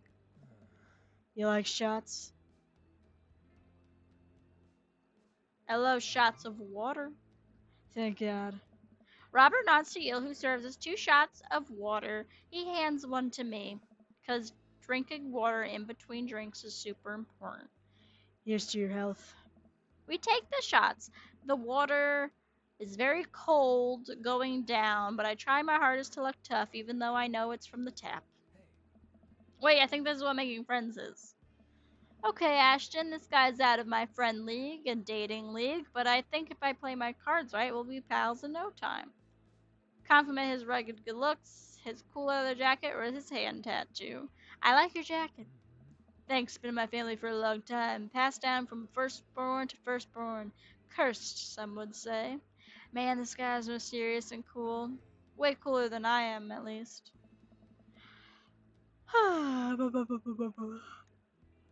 excuse me. Robert signals to the bartender for another round. What are you doing here tonight? My daughter kicked me out of the house, running from my problems, trying to make friends. My daughter kicked me out of the house. Not like forever. She's having a sleepover with her friends. Family type, huh? Single dad. Mmm. He gets up. Be right back. Gotta powder my nose. Never seen Robert this talkative. He must like you. I guess so. I gotta admit that Robert has a gruff charm to him. If a guy like that thinks I'm cool, then I really must be. Robert comes back from the bathroom and grabs his leather jacket. I'm gonna go home. You headed my way? Not really. Robert and I leave the bar to find ourselves walking in the same direction. I live in this cul-de-sac down the way. Does everybody live there? Me too. We just finished unpacking today. Great place to be. Good neighbors. Well, some of them, a couple of them are suspicious. Who's that? We get to or why is that? Who's that? Who's that? Yeah. We get to Robert's house, which is just a few houses away from mine. We stop and he turns to me. I don't kiss and tell, Ashton. So we doing this or what? What? You know, do you want to come inside or not? A wave of realization rushes over me. I blush. No, thank you. I'm demisexual. I don't have a deep, meaningful connection with you yet. I'd better call it a night. Catch you around? Sure. The respect on that smile. I head home, head buzzing with Shirley Temple, almost like a sugar rush because of that cherry syrup. Very, very sweet and artificial. What did he mean? Are we gonna do this or not? Puh, I just met him. We only know we are each other's first names. I don't even know his favorite color. I'm gonna guess red though. I plop down on the couch, and I'm asleep before I even get the chance to take off my shoes. Take my shoes off. Nothing can beat reading in print. I agree. I love having physical copies of my books. I'm gonna take a sip of water because God, I've been talking this whole time. How long have we been streaming for? An hour and a half? Oh, it feels longer than that.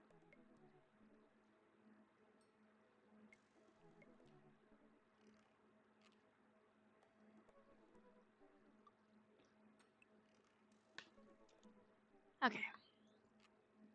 I wake up to a text from an unknown number. Bum bum bum. Rise and shine, early birds. Still want to work out? This is Craig, by the way. Holy crap, it's 6 a.m. Who does 6 a.m. anymore? Without realizing it, I drift off to sleep. Whoops, must have winked back out. I checked my phone again.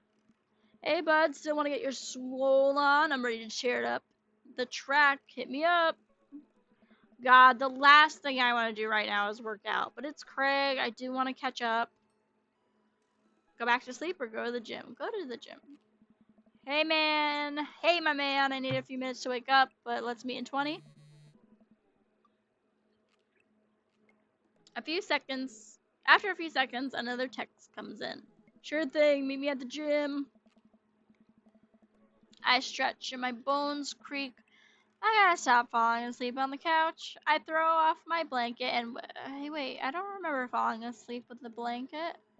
Amanda must have tucked me in after I fell asleep. Aw, bless that child. I reluctantly brush my teeth, throw on the only clothes I own that are even remotely kind of gym appropriate, and head out. The neighborhood is quiet and serene this early in the morning. Birds chirp and the grass is still wet with dew. Surprisingly, the gym is pretty crowded. I spot Craig standing out front stretching. Of course. He spots me and waves enthusiastically. Hey, bro, good morning. Hey, good to see you, man. I'm definitely not as pumped up as he is. Maybe I should have had some coffee before I left. Maybe I should have had coffee before stream. You ready to kick some butt? Gotta stay posy, dude. With your help, I am. I get the feeling this is gonna be less of me kicking butt and more the gym kicking my butt. But I can handle it with you here. Eee. Dude, bro, that means a lot. We head into the gym and immediately I'm intimidated. All of these people look like they could break me in half, and it seems like Craig is friends with all of them. He high fives and finger guns all the cool jocks in the room. God, I'm such a nerd. Why am I here? They look like they could and would steal my lunch money to spend on protein shakes. Or those protein butter balls. Come on, bud, let's warm up. We head over to the treadmills and start walking. Okay, this is good. This is good. I can walk. Walking is good. My knee might pop out if we walk for too long, but hey, this is a good start. This is a decent place to be, walking. So I know we are on treadmills. Yes. And those over there are ellipticals. Very good. What is all the other stuff? Craig laughs. They might look a little scary, but I guarantee that all of them serve a specific purpose for building muscle mass. I watch as a dude in a muscle tee flexes a muscle I didn't even know existed on a machine I think was once used to process grain into flour. What is that? Why is that guy doing that to himself? That's a good question, bro. What do you think he's doing? Training to crush people's skulls with his thighs, using a medieval torture device, praying to some sort of pain god. Gonna go with the first one. He is he's trying to make his thighs so strong that he could crush people's skulls with them. Metal as hell. Yeah, that's pretty much the only reason I work out. Ooh, our first eggplant of the day. It only took us an hour and a half to get them. Oh no, Craig is turning up the speed. I better do the same. How how long have you been doing the buff thing? Mm-hmm. Couple of years. And what do you do when you're not dadding or working or buffing? Hmm. Oh, I coach my twins softball team. That still counts as both dadding and buffing. I I keep busy. What do you do for fun? I love learning. I try to live my life as close to a Jimmy Buffett song as possible, or I check out my hot bod. I love learning. I try to educate myself about the world around me. I'm like a sponge for knowledge, soaking up all the intellectual content, history, the paranormal, wilderness, survival, aliens, mostly those things. Mm-hmm. So you watch the History Channel too, huh? Yes. Nice. Ooh. Oh, I didn't think he would like that one. I've never actually clicked on that answer before. I usually go with hot dad bod because it's funny. We're jogging now. Oh god. We're jogging now. I look over to Craig, who hasn't even broken a sweat. How is he doing this so effortlessly? He's in shape. I'm dying. I can feel my life force draining through every orifice of my body. Hey, remember when my fish died in college? No, I don't like this story. Ugh. Oh my god, is he really bumping up the speed again? I mean, I guess I better do it too. I don't want to look like a wimp. He's not going to invite me to the gym ever again. Oh, this is fast. This is very fast. Oh. My knees are buckling already. And we were at that party and you vowed to make me feel better. You tell me to create a distraction, so of course I do. A sick keg stand and get everyone cheering. And then I try to steal a fish from a fish tank at the party with my bare hands like an idiot. Nice. And then you drop the fish and it's flopping around and you panic. So you run up to me post keg stand with a dying dirty fish in your hands that you scooped off the ground and you're yelling at me that we have to leave. So we're running out of the frat party with a fish, trying to give it mouth to mouth resuscitation, and we get him home and get him into a bowl of water, but the prognosis was grim. And the next day he's alive and well. They never did catch the great fish thieves of Grand Ridgeview, and they never will. I shoot off the edge. Sorry. I shoot off the end of the treadmill and crash into the wall.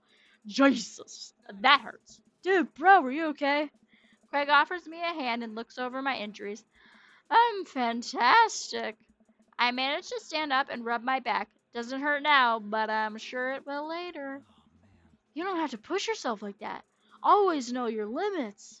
Well, I think I might call our gym adventure here. Oh. You sure? Oh, yeah, yeah, yeah. Alright, well, here, I brought you this. This fucking bug. Get the fuck out of my face! Craig hands me a shaker bottle full of thick green liquid. The Shrek protein shake, if you will. Shake. I stare at it with what must be apparent distaste. Ew, David. It's a protein shake, bro. Oh, I know. Oh, thank you. He wants me to drink it. Oh boy, he's just staring at me. Here it goes. I take a small sip. It's actually delicious. Wow, this is really good. And good for you. It's my special recipe. I'm pretty proud of it. It's poison. Um, Let me know if you ever want to work out again. Maybe we could try running around the neighborhood if treadmills aren't your speed. No pun intended, bro. That was very much intended. Good one. Well, I'm gonna go put some ice on this, everything. I'll see you around. I leave the gym feeling ashamed. Craig used to order delivery from the pizza place across the street from our dorm, and now he can run circles around me. Literally. I peaked in college, man. Man, I really gotta work on this dad bod.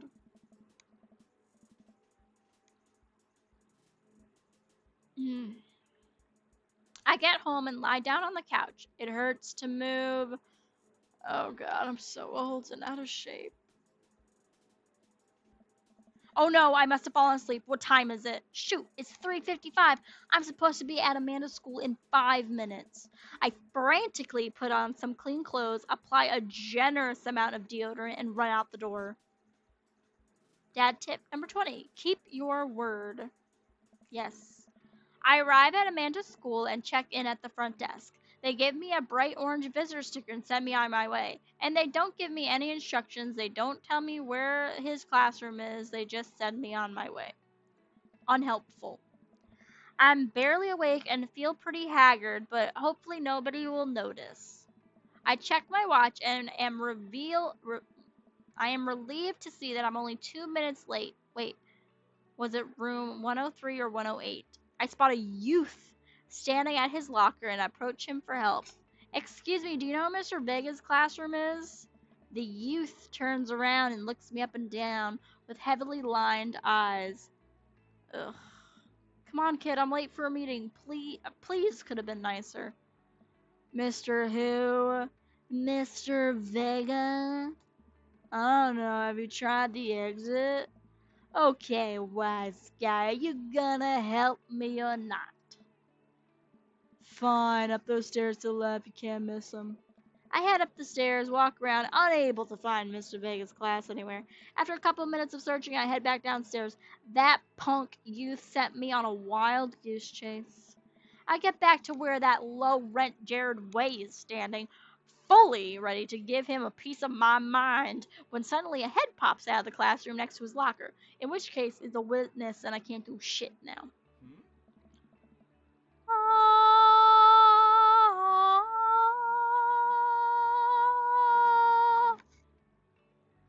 Lucian, don't you have a third period to get to? Ugh, fine, Mr. Vega. Oh. Wow. Wow. Wow. Wow. Now I'm officially 10 minutes late. I glare at him as he walks away. This is why I hate children. We're not cool.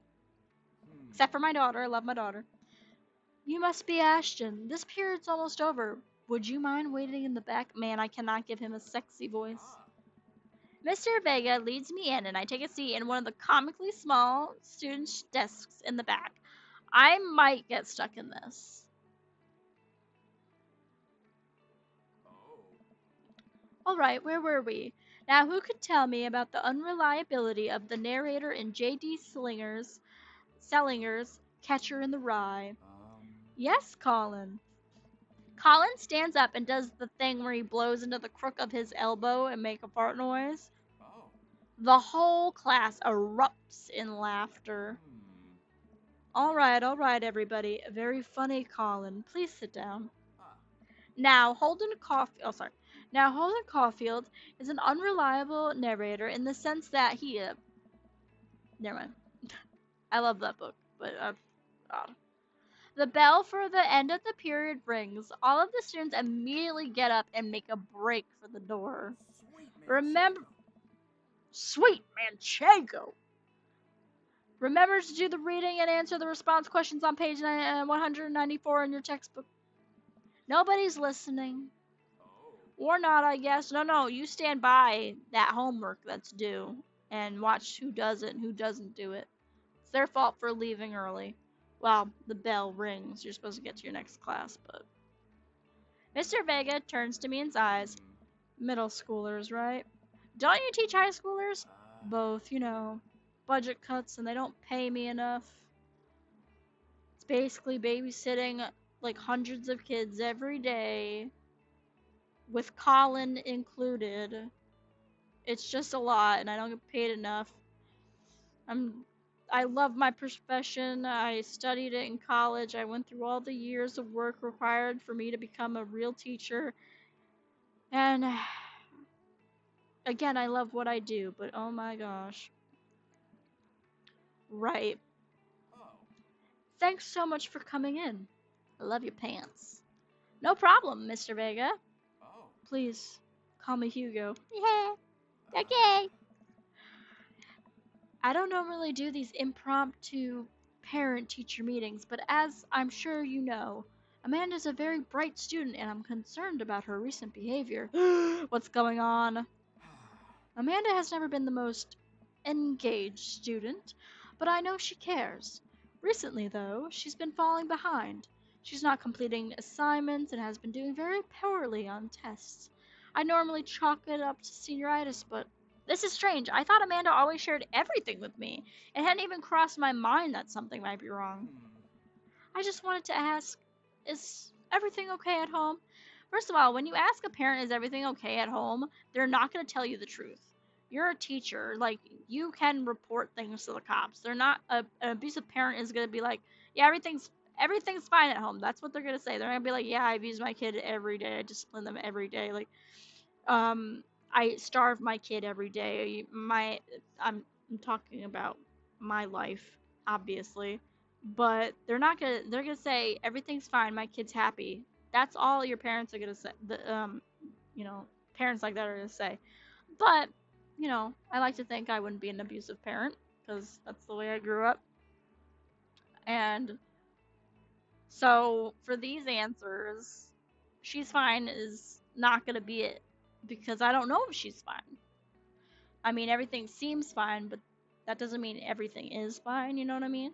So we did just move, but she didn't switch schools. She has a tendency to bottle things up, is a little bit more private, like, and I don't know if she has that tendency. Even though she's my daughter, I just met her in this game, so I have no idea. So we just moved is the appropriate response for me. I'm not gonna say she's fine because I don't know. Well, we just moved recently, but it was only to the other side of town, and Amanda was more excited about it than I was. Basically, the point of like a teacher asking, "Is everything okay at home?" is kind of like, unless they also have a psychology degree, they're not gonna really be able to interpret the parent's answer. So I don't know. I've always hated that question when a teacher would ask a parent if everything is okay at home because all my parents did was lie. And the teacher would, or the guidance counselor would take their word for it over how I felt or like what my body language was. So I think that's a stupid question. I'd prefer if teachers didn't ask that question. Anyway, Hmm? see if you could talk to her about it. I know she values you a great deal and would appreciate your guidance. If she keeps heading down this road, Hmm.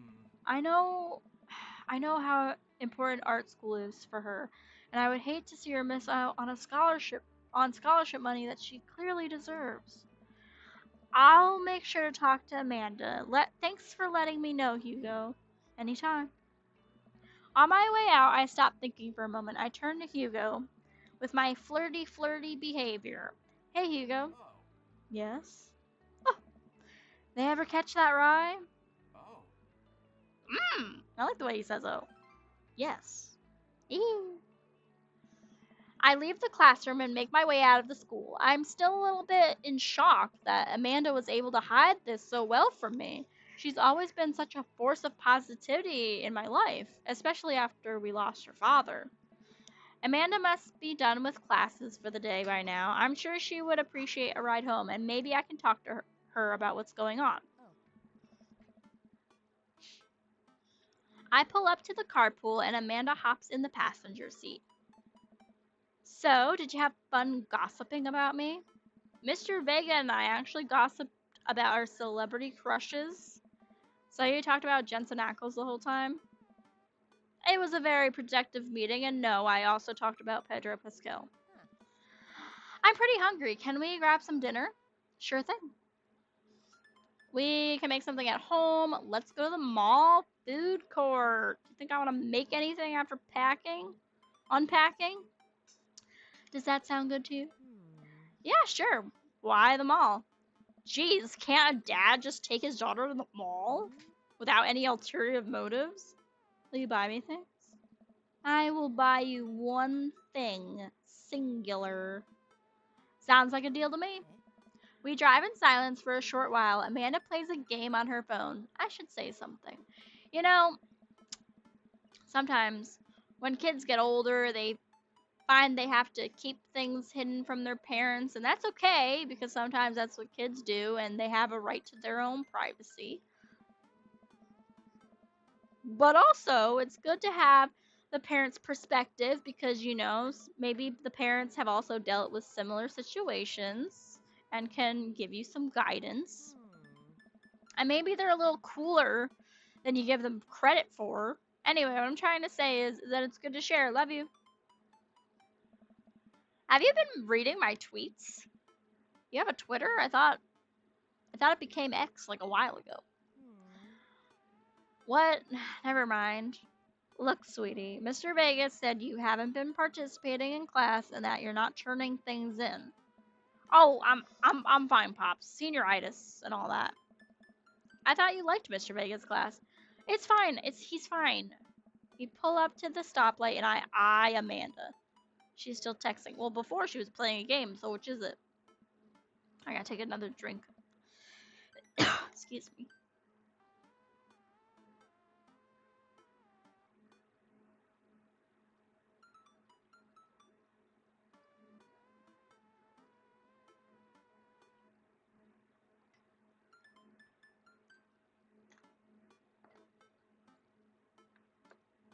Alright. Just, I want you to know that you can talk to me about anything. Uh-huh. I can tell that whatever it is, she doesn't want me knowing about it. That's frustrating. I hear that Emma R is going to that fancy art school in California. That's exciting. Yep. Are you bummed that you guys aren't going to the same school? Yep. Amanda keeps teching. She stifles a laugh. What's so funny? I don't think you'd get it. Okay. Alright. I see how it is. Who you texting? Noah. Who's Noah? My friend. Does he go to your school? Yep. Do you like Noah? What? No! Dad. Ugh. I can't believe you would. Dad. I mean, jeez. Why would you. Ugh, gross. Sorry, just asking. Dad, he's just my friend. Guys and girls can be friends. He's my friend. Okay. Defensive. Jeez. You're overselling it there, Amanda. This is going well. Well, good talk. Love you, kiddo. She leans forward and turns up the radio. I guess that conversation is over. To the mall, then. Look at situations positively, is the dad tip. We arrive at the mall. This stupid frickin' fruit fly is pissing me off. That was me shaking my hair out of my face as well. Sorry. Oh, this fruit fly is gonna be the death of me.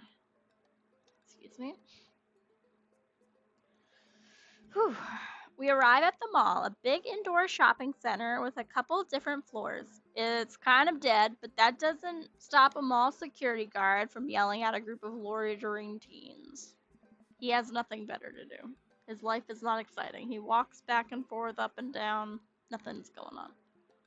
Let's eat something disgusting for dinner. Something super unhealthy that's gonna make me wish I was healthier later.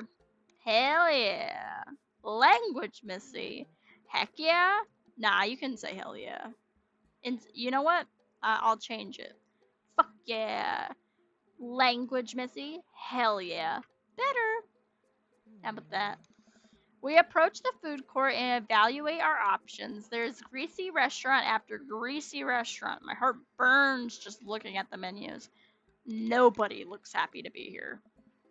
What are you in the mood for? Bread dipped in sugar, bread with cheese on it, or do you want me to just inject some fat directly into your bloodstream? I extend my hand to her. Would you do the honor, or sorry, would you do me the honor of sharing some nachos? She takes my hand with a grin. It would make me the happiest, cheesiest girl alive. We order a giant pile of chips and unnaturally orange cheese from a very unenthusiastic and possibly stoned teenager. We take a seat at a rickety table and dig in. These are bad. These are very bad, but also strangely delicious. We have to eat through the pain. We enjoy the fluorescent cheesy goodness together until we're all out of nachos. So, something's been bothering me for a while. Can you explain me? We're skipping this part because I make memes. This is upsetting to me. Which meme don't you understand? How about this? Instead of memes, can you explain slang to me? Sigh. Which slang? All of the slang. Someone messaged me MH on items on Depop, and I had to Google what MH stood for. It means my heart, apparently. And that is like liking the items on Depop. Like messaging MH, which means my heart, as if I like this item, I want this item. Amanda sighs deeply and places her heads in her dad's compliment. See, slang is, you know, I don't know how to do this. Slang is created and shared by a bunch of people that get less accurate the more people do it, and then it creates different meanings. So the problem is that by the time this slang gets to you, Dad, all of us youths will already have come up with different definitions for the word.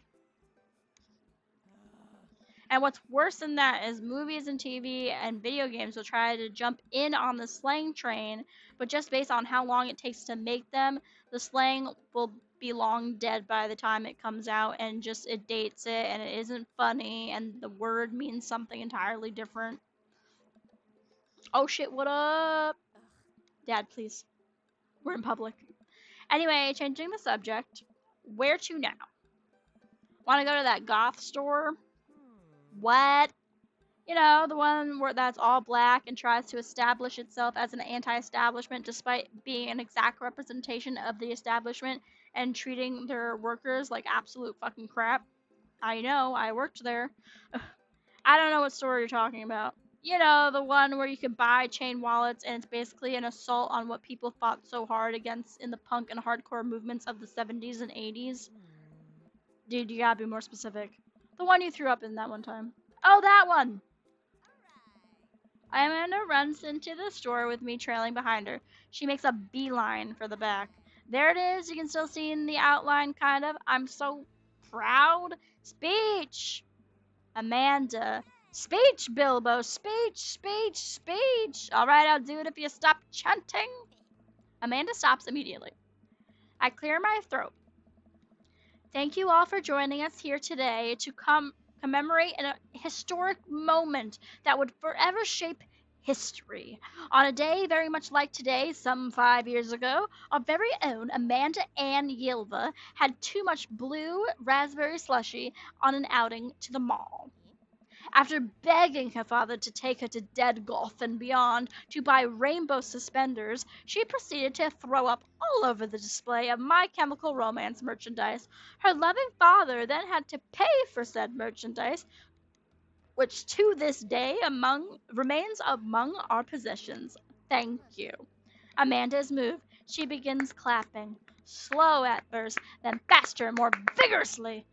Several other patrons turn their heads. One of them also starts clapping, although he's confused. I bow my head. Oh, hey, chain wallets! While Amanda busies herself looking at band t-shirts, I try to find something of interest to buy myself, or to myself. Not much for Dad to look at in Dead Gotham Beyond, while his kid is right next to him, because I would be looking at the fashion.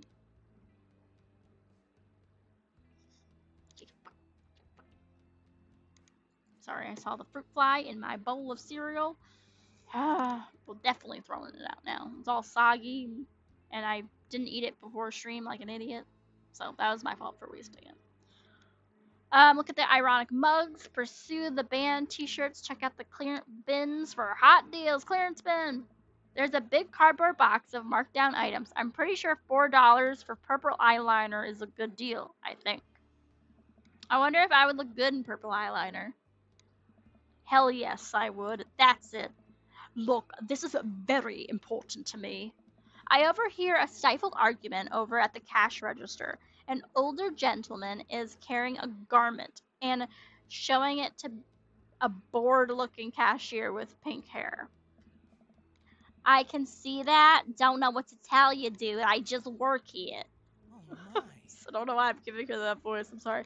Listen, when I bought this online, the website said this blouse was Victorian inspired. However, when I received it, it clearly held the trademark of Edwardian dressage.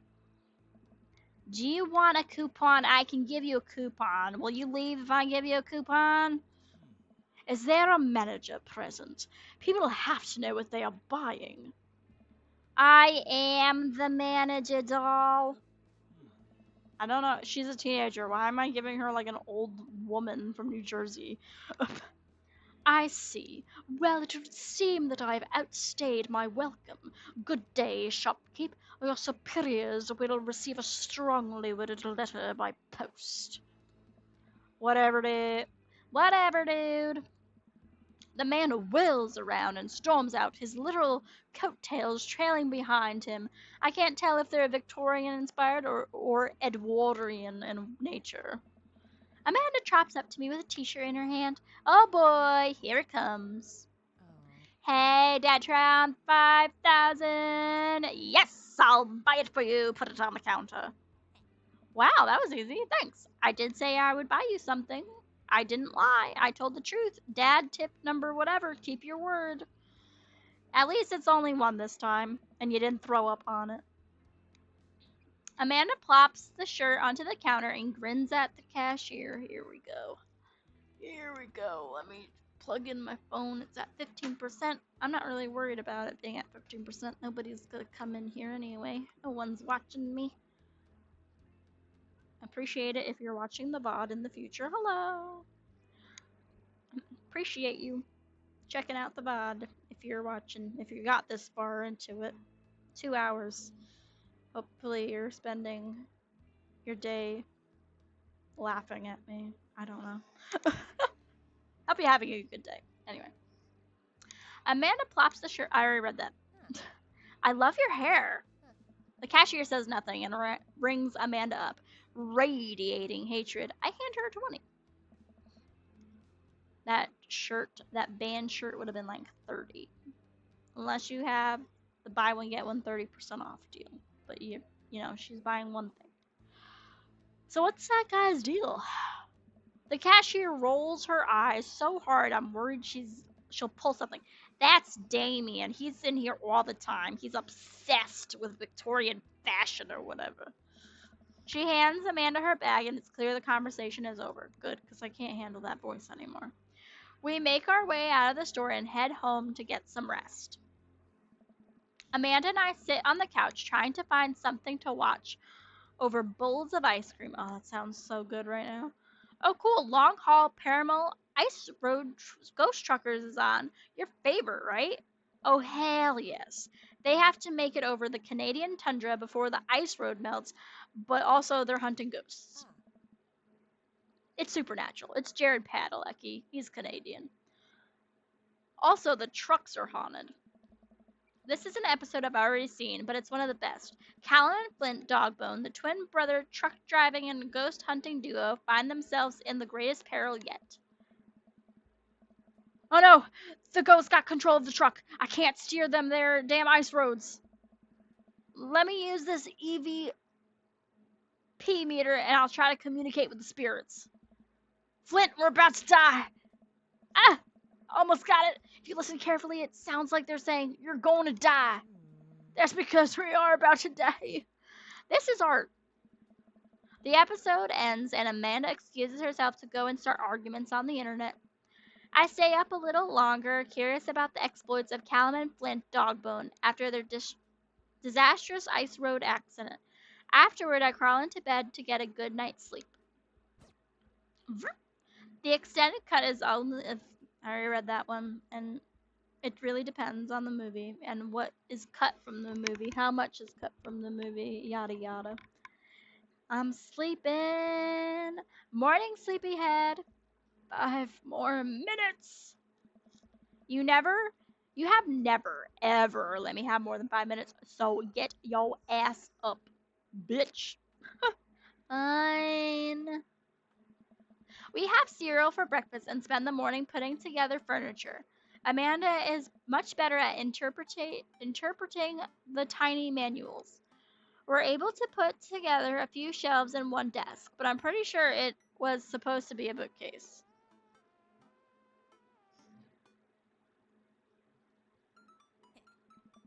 So you excited for the cookout today? I totally forgot about it. Exciting to beef up my grilling skills. If there's food, I'm excited. I'm all over those terrible store-bought sugar cookies that every... No. Yeah, those are bad. Which means there are more for the trash bin. Don't you want to meet some of the other people in the neighborhood? Listen, Amanda, I just want mac and cheese. That's all I want. I'll probably end up standing uncomfortably in the corner with a plate of food and hopefully that nobody talks to me. Dad, you're a beautiful work in progress. We will get that butterfly to emerge from the cocoon. The social butterfly. I'm more of a moth, Amanda. Well, we better start getting ready. We definitely don't want to be late. What? No, you have to be fashionably late. Who shows up to a cookout on time? You know what? We're going early, just because you said that. I head out the door and Amanda reluctantly follows. We walk across the street to Joseph's house with a store-bought veggie plate. I'm a terrible cook if it doesn't involve a grill. Sorry, my mic sounds like it just like cut out. Hello? Can you still hear me? Yes, according to my OBS, you can. I guess we're not as early as I thought we were. Joseph's backyard is already packed with people, and the smell of hot dogs wafts through the air. Small children run through a sprinkler, and adults chat in small clusters. I set our veggie plate down on the table next to two other veggie plates. Huh. Hey, there's Joseph. I wave to get his attention. The moment he sees us, he jogs over, arms open wide. Welcome. I'm so glad you two are here. And you brought veggies. The more the merrier.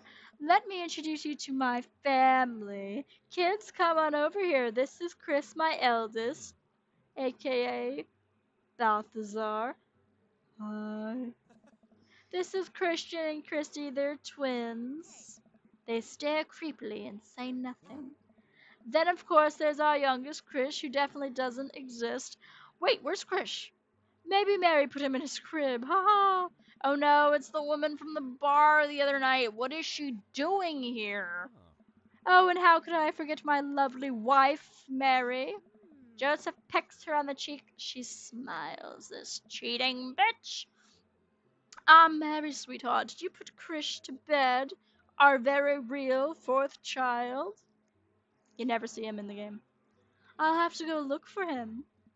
What you'll have to... Joseph takes a moment and regains his composure. Mary, this is our new neighbor Ashton and his daughter Amanda. I'd shake your hand, but I have a glass of wine that I need to attend to. What voice did I give her? I don't remember. I love her. Nice to meet you, Mary, for the first time. Sober. Charmed. Well, I have to go over there now. Mary leaves. Oh god, this is so awkward. I wonder if Joseph knows. I wonder if Mary knows that Joseph knows. I wonder if Joseph knows that Mary knows that I know. It takes all of my energy not to run away from the barbecue and start fresh in a new city. Ha ha ha ha. My wife has a wonderful sense of humor. But please, you two enjoy the barbecue. All the guys are really excited to meet you. I'm pretty sure I met all of them. Amanda and I mill around and try some of the food spread out on the table. I pick up some deviled eggs, yes. Amanda grabs a small paper plate and immediately begins piling it with baked goods. Same. Get your croissants. Oh, I don't want to have to make new friends. Come on, Dad. Who are you gonna party with when I go off to school? But I don't want to have to do the pleasantries. Dad, they're gonna talk about the weather. Yes, I get it. It's sunny. It's partly cloudy. I don't care as long as it's not raining or snowing. Go do it. Make a friend so I can do the same. But how could I possibly abandon my only child at a social function full of strangers that we don't know? That's bad parenting. This plate of cookies is my new dad. Bye. Fine, you can have that plate of cookies because chances are that Joseph Kids made them and they're not going to be good. So,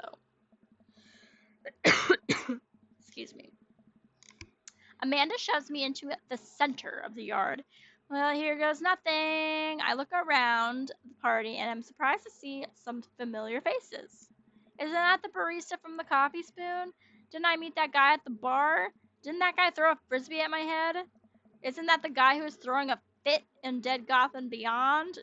Shaming all goths in the area? Thank you. Isn't that Amanda's teacher? Hey, I know, Craig. We were roommates. But wait a second, all these people live in our cul-de-sac? That can't be right. I'd better investigate. Starting with the underground cult. Talk to Robert and Brian. No, thank you.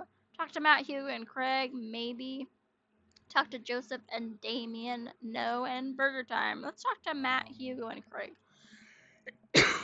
These are the three that maybe I'd be interested in.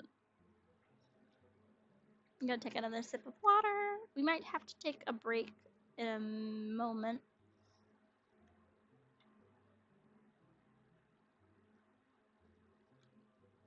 I think after the barbecue, we'll take a break. Matt and Hugo seem to be embroiled in an intense discussion. Craig looks on, smiling politely. I walk over to say hello. Well, I don't think it's fair to try to compare two art movements like that. Periods in art only exist because they're a unique byproduct of the social and political climate of the time and place. And to try to take something like, say, the Rococo period or Cocoa period and compare it to postmodernism in America, you're completely disregarding the context in which a work of art is created. I forgot to give them voices. It's okay. Matt and Hugo seem to be so busy talking that they don't notice me. Craig leans in. Dude, I have no idea what's happening. Talk to Craig, listen in on Matt and Craig. Let's talk to Craig. I turn my attention to Craig, who seems a little more attentive to my existence. How's resistance training?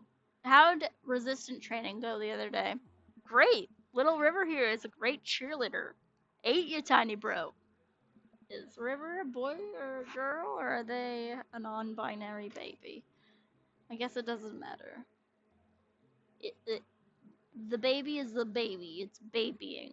It does not have nothing. A baby is a baby, no matter how small. I don't know. Craig grabs River's arms and waves them around. Blah, blah, blah, blah. You can do it, Dad. I'm so proud of you. I'm sorry for pooping on you. She must be a handful at that age. Oh, they always are. But it's so worth it. Craigie grabs River's arms again and waves them around. Also, I'm sorry for throwing up on you, Dad. How are you settling in? Almost done. The new place is perfect. I never get too comfortable. Oh, I think the new place is perfect. Ah, almost done. Man, it wouldn't be perfect because I know what lurks beneath it. I never get too comfortable. That would be like one for Robert. I'm just gonna do almost done. There's still a few odds and ends to take care of before I can really call myself settled, but I think we can upgrade the situation to livable. We did livable throughout the entirety of college. Yeah, my goal was for Amanda to live the sort of life that didn't involve eating spoonfuls of ranch dressing as a palate cleanser between different types of pizza. She still does, though. Hey, she takes after her dad. Ashton, how are you liking the neighborhood? It's pretty nice. Everybody's been super friendly. Too friendly. Seems like your daughter is fitting in just fine. Matt points across the yard to where Amanda, Daisy, and another young girl are playing. They're all sitting cross legged in the grass, picking weeds and weaving them into little flower crowns. It's pretty adorable. The girl I don't recognize jogs over to us. What is it, sweetheart? It's a flower crown. I thought you looked cute in it. Well, there's only one way to find out. Matt takes the flower crown and places it on top of his head. Am I cool now? The girl stares at him, thinking it over. Nope, but you're slightly less uncool than you were before you put it on. Huh. Hey, Ashton, this is my daughter. Hello. I'm Carmencita. Amanda comes over with Daisy in tow. Dad, look, I'm making friends. Are you making friends? You better be making friends. Yeah, actually, Amanda, you remember the cool barista from the coffee shop and my old college friend and your teacher.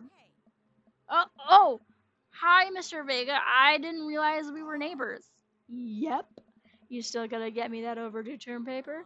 Yeah, great seeing you. Amanda finger guns her way out of the conversation like a champ. She learned the finger guns move from me. I'm Hmm? very proud. She's definitely a charmer. Speaking of which, where did What? my son go? Hugo looks around the party. He must finally spot him because his eyes go wide. Sweet Manchego. Sweet Manchego. Ernest Hemingway Vega, are you smoking? Hmm? Ernest is holding a lit cigarette. Nope. I see Ernest across the way. He casually takes a long drag of his cigarette and then flickers it into the gutter. Unbelievable. Excuse me. Hugo marches over to Ernest and I turn my attention to Matt and Craig. Kids, right? Man, I do not envy Hugo. The last barbecue we had, Ernest tried to shove a sparkler down Joseph's pants. Nearly burned down half the yard. And the barbecue before that, he actually burned down half the yard. And then it spread onto my lawn and burned down half my yard too. Hugo walks back over to us, practically dragging Ernest behind him. Hey everybody, sorry about that. Ashton, this is my son Ernest. Hello, you don't look earnest to meet anybody. Ernest looks away, sulking, his hands shoved deep in his pockets. Hugo nudges him impatiently. Hey, nice to meet you, Ernest. What grade are you in? Does it matter? Oh. Ernest! Okay, I'm in 8th grade. God, are you happy now? I'm sure you were just dying to know. Yeah, good for you. Don't give a shit about you now. Thanks, piece of shit. Can I go now? I'm tired of talking to old dudes who blame my generation for the failing economy, even though it was their fault, because it was fucked up to begin with. Ouch. Ernest! Oh yeah, because I'm totally embarrassing you.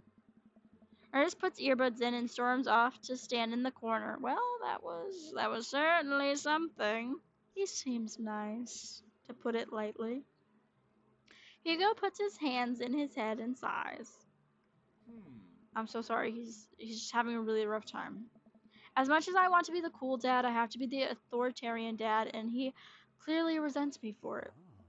I mean, I think as a dad and a teacher, that's about as authoritarian as you can get. Craig, I'm so proud of you for knowing that word. You can say it.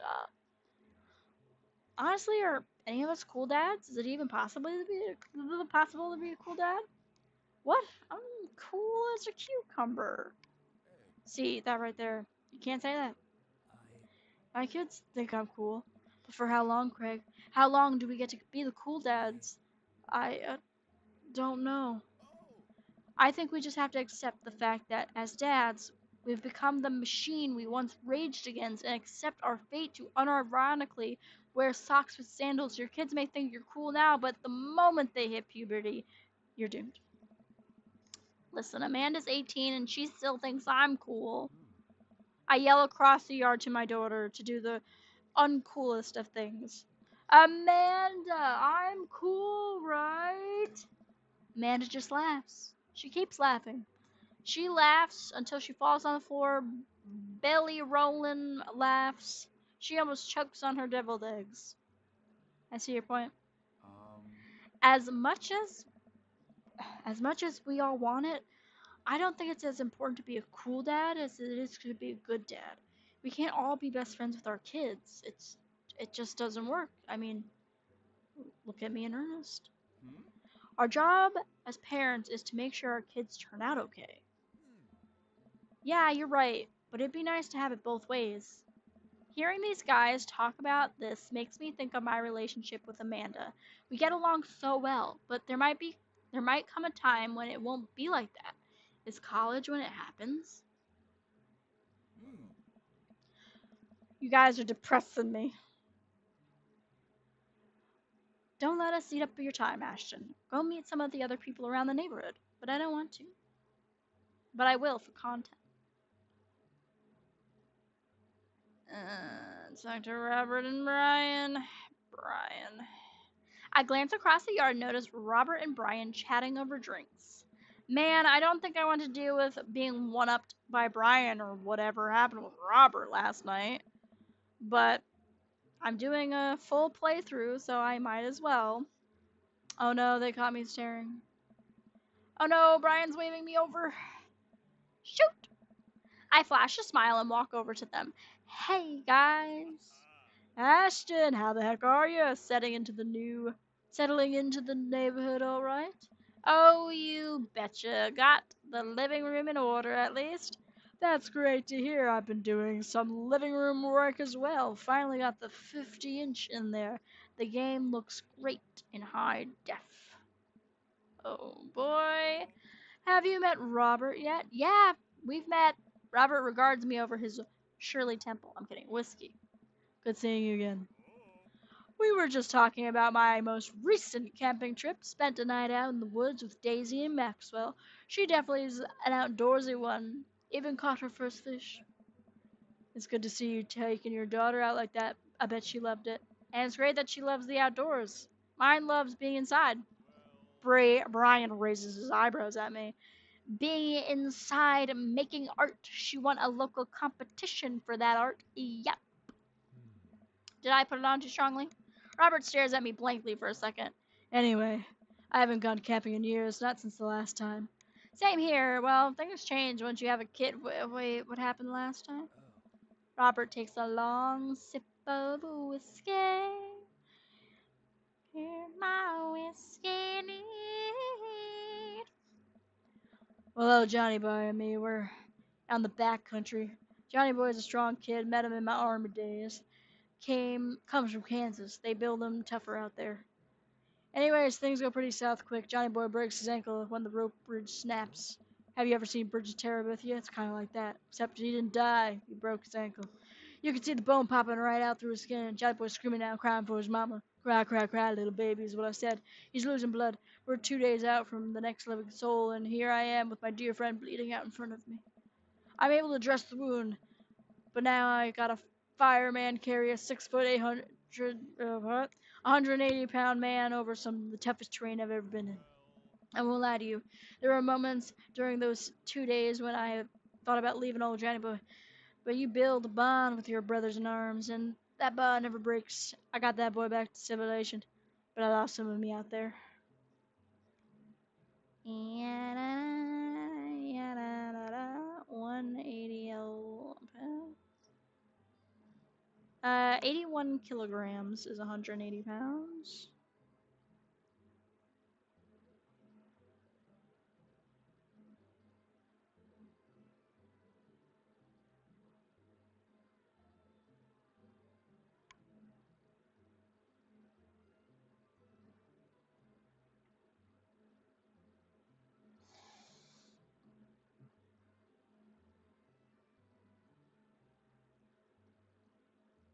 I sold a bundle order on Depop. Can't wait to pack that. They got 3 free buttons as well. They ordered the Tokidoki My Melody figurine, Tokidoki Roller Shakes figurine, a mini My Melody figure, a Bengal cat figure, Russian blue cat figure, Hello Kitty chopsticks, Miniso, cinnamon roll keychain, cinnamon roll bag clip, Hello Kitty bag clip, Hello Kitty Funko Pop. A Smurfs button is what they picked for their free add-ons, so they got 3 free buttons So a Smurfs button, a My Melody button, and a Choco Cat button. I'm very excited to pack that. I'm very excited.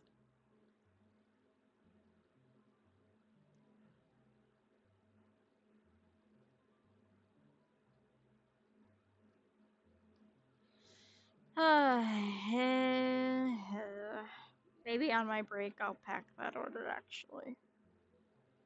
Alright. Actually, at 4 I will end stream, I think. So we have roughly 2 hours to go. Ugh, maybe like an hour and a half to go. I won't lie to you. I already read that perfect. I guess that's camping for you. Brian and I stare in disbelief. Robert takes an all. Robert takes another long sip of whiskey. I'm just kidding. My friend John and I went inner tubing down the river and he lost a flip flop. Missed that kid. Brian and I laugh nervously. Or am I kidding? Brian and I tense up against. I'm kidding. Phew! Or am I? Amanda and Daisy barrel up to us laughing. Daisy is holding a paper plate in front of her like a steering wheel. We gotta get off this haunted truck. Oh no, the ghost locked the doors. Quick, hit the emergency escape button. But trucks don't have the emergency escape buttons. Oh, then hit the brake, I guess. And, excuse me, and then we'll get out of the truck. The imaginary truck. Anyway, we're safe from ghosts. But how will we ever survive this Arctic tundra? Daisy, you might have to eat me. Are you prepared to do that? I'm prepared to do anything to survive. That's cold blooded. I like that.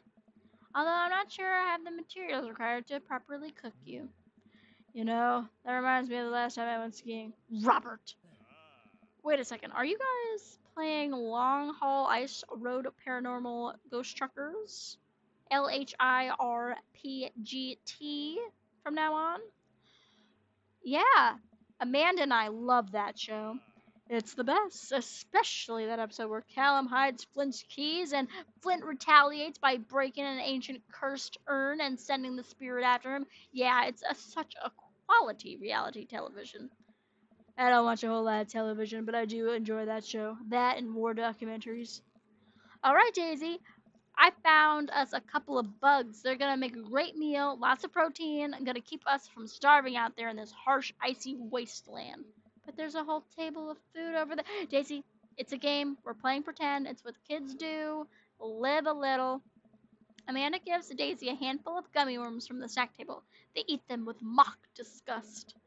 Let's go find kindling for a fire. Okay, but not an actual fire, because they're playing pretend. And now you're getting it. Daisy and Amanda run off. What a cute couple of kids. Man, I've never seen her get along with anyone so quickly. I guess Amanda just has sort of a way with has a way. I guess Amanda just sort of has a way with kids. That's kind of amazing. Daisy doesn't really get along with kids her age. It's nice that he's not trying to one up me this time. Maybe we can have a regular friendship after all. Really? She just kind of keeps to herself. Her teacher says she spends every recess in the library. I think the other kids are intimidated by her intelligence. Boop, there it is. I wouldn't worry about it too much. Amanda was shy at Daisy age too. She used to have a habit of crawling under tables and crying every time we took her to a restaurant. She bit people too. Oh, kids, right? Gotta love 'em. You're required to by law. I hear that. Well, since they're getting along so well, maybe we should try to put together a little play date for them. They do seem to get along really well, but the thought of continually hearing about all of Brian's accomplishments is rough and not worth it. Yeah, that'd be nice. Well, I don't want to take up too much of your time. Go meet some of the other fellas. Talk to Joseph and Damien. I spot Joseph chatting with the guy from Dead Goth and Beyond by the grill. I wonder what they're talking about. I walk over to them. So I'm curious, can you walk me through why you had your house painted black? Where do I even start? The house stays warm in the winter, it provides an artistic contrast to the rest of the neighborhood, and it complements the crimson interior perfectly. It's definitely an interesting choice. Thank you. I'm very proud of my abode. Ashton, I was just having a conversation with Damien here about his aesthetic design decisions. Damien regards me up and down with a warm but critical eye. How do you do? I don't believe I've had the pleasure. I think I saw you in Dead Gotham Beyond the other day, actually throwing quite a fit to that cashier. Damien's face turns a bright red. I must apologize for my behavior that day. You see, I take the goth lifestyle very seriously, and to be caught in a ruse by such a corporation as Death Goth and Beyond was profoundly frustrating indeed. I hope you know that while my anger may have been justified, it was no such a way for a gentleman to act. It's okay, ma'am. Do tell me about yourself. Are you new to the area? Yes, my daughter and I just moved in the other day. She was the one I took to Dead Goth and Beyond. Very good taste on her part. Does she partake in the goth lifestyle? I think for a second. I'd look over to Amanda, who's hanging out with some of the older kids in the What? neighborhood. Hey, Amanda, would you consider yourself goth? I know my daughter. She ain't goth. Amanda yells back, I wouldn't necessarily try to fall under any one specific label, but I guess if I had to choose, I'd be more describe myself as twee hipster or some normcore leanings. Bats are cool though. Hmm. Aw, pity. Are you enjoying the party so far? Oh, definitely. Thanks so much for putting this on. It's nice to be in a cul-de-sac where everyone is so friendly and welcoming, and deviled eggs are a huge plus for me. Amanda walks up to the conversation. I also like The Lost Boys a lot. Really good movie. Does that count as goth? Huh. That it would, my dear. I don't believe we've had the pleasure of meeting. Damien Bloodmark at your service. Philly and Killy at your service. I'll never make it without a Lord of the Ring reference. Never. Never! Damien finishes the sentence with a flourish and bow, producing a single rose and offering it to Amanda. Amanda blushes and returns the gesture with a curtsy. My, do you know how to treat a lady? Hello, Amanda. Seemingly out of nowhere, Joseph twins appear. They are speaking in unison. Hey, won't you come and play with us? Come play with us forever. Guys, enough with this creepy twin chick. We've talked about this. Christian and Christy slowly back away. Where do you think they got that from? Mary pops into the conversation, wine in hand. I don't know. Mary takes a long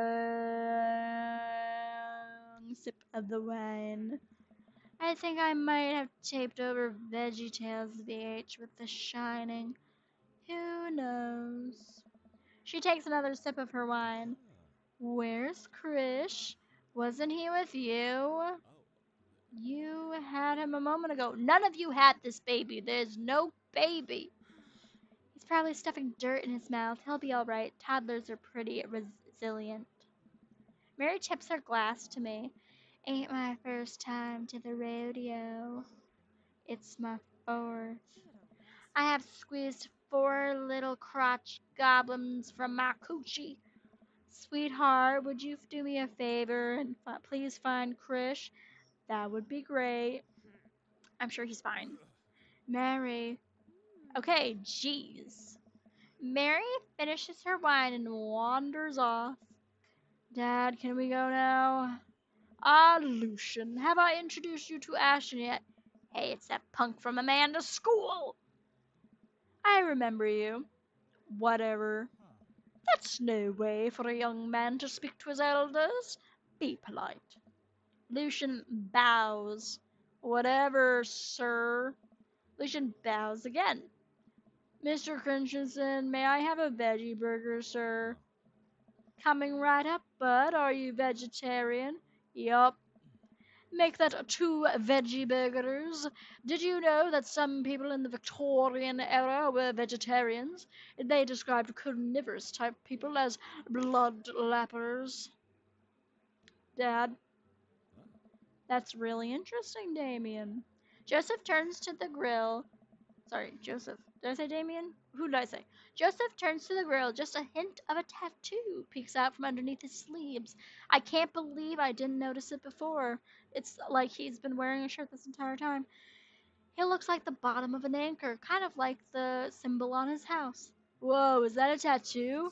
Jeez. Yep. I wasn't always a youth pastor, you know. That's so cool. Want to see mine? What? Lucian pulls back some rubber bracelets, revealing a lopsided 666 in black ink. My buddy gave me a stick of poke last week. I think it's healing up pretty good. Lucian! Hmm. We'll talk about this later. Hmm. That's pretty cool. What's the significance of the tattoo? I don't know. I just thought it looked kind of sick. Ooh. Well, in my opinion, the only reason you need to get a tattoo is because you want one. Careful though, that number carries weight. Man, Joseph is a way cooler youth pastor than I thought. I just figured youth pastors popped out of the womb with a Bible. I wonder what he did before preaching. Oh. Look at that devil smile. We know what he did. And without further ado, let's work some magic. Joseph closes his eyes, takes a deep breath, and gets to work. With the greatest of ease, he sets patties on the grill, flourishing as he flips his spatula in the air. He first does the veggie burgers so there's no cross contamination between the meat and the um, veggie burgers. It's easily some of the best grill work I've ever Oh. seen. You guys think this is my first time in front of a grill? He works faster now, effortlessly tossing cheese onto the patties and perfectly grilling onions on the side. One after another, the dads take notice and crowd around Joseph to admire his masterful Oh. technique. You probably didn't know this, Ashton, but Joseph's known around here for his grillmanship. Oh. He's unbelievable. I've tried to get on his level, but I just can't catch up. Hey. Let us keep studying. He has rare quality about him. Huh. Mustn't we keep talking about this? Can't we just appreciate the artiste? Hey. I've never seen him make a mistake. Hmm. I don't know if that's his voice, but that's what. Okay, we need to stop. This is getting too cheesy. Please stop! All the children at the party boo the glorious display of puns in unison. All right, guys, the food's ready. Please form an orderly barbecue. Amanda groans. We all grab our food and hang out enjoying perfectly cooked cheeseburgers. Man, it's so wild how all of us dads live in the same cul-de-sac. Looking at you, Joseph. Kinda nice, isn't it? It feels like there's a real community here. Totally helps when you're just a single dad trying to raise a kid. Oh. Excuse me. We're happy to have you here, man. I think you're gonna like this neighborhood a lot. Oh. Plus, Amanda seems to get along with all of the kids. If she decides to get into the babysitting game, she'd really make a Huh. killing. Hey, why don't you add us all on Dad Book? Dad Book? Yeah, it's a great social network for dads to keep in touch with each other. We're all on it. So if you ever need to reach out to anyone, that's the simplest way to do it. Huh. Sorry, I'm just old fashioned dad. Social media goes all over my head sometimes. Don't worry, Pops, I'll help you figure it out. The rest of the barbecue goes smoothly. We all trade stories and drink Shirley Temples as our kids play on the lawn. Amanda breaks up a fight between Carmencita and those weird twins. I think they just wanted her soul. Amanda and I walk back to our place as the sun sets over the neighborhood. Pretty fun party, don't you think? I mean, I got a burger in me. I felt like I was at a networking event. Yeah, for sure. Wish I could have been playing Paranormal Ice Road Truckers. Me too. You and Daisy seem like you were having a way better time than I was. Because we were. Well, hey, at least you met some of the other cool dads. You should hit them up on the dad book. Maybe I will if I ever figure out how to social media works. I have a good feeling about this place. Me too, Dad. Oh, that was whatever. A I read that tip. Bum bum bum. Excuse me, I'm sorry for yawning.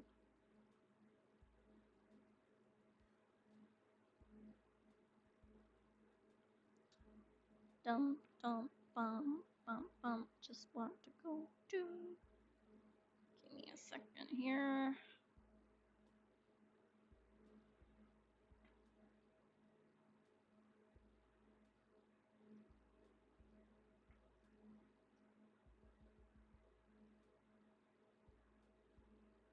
Bum bum bum bum bum bum.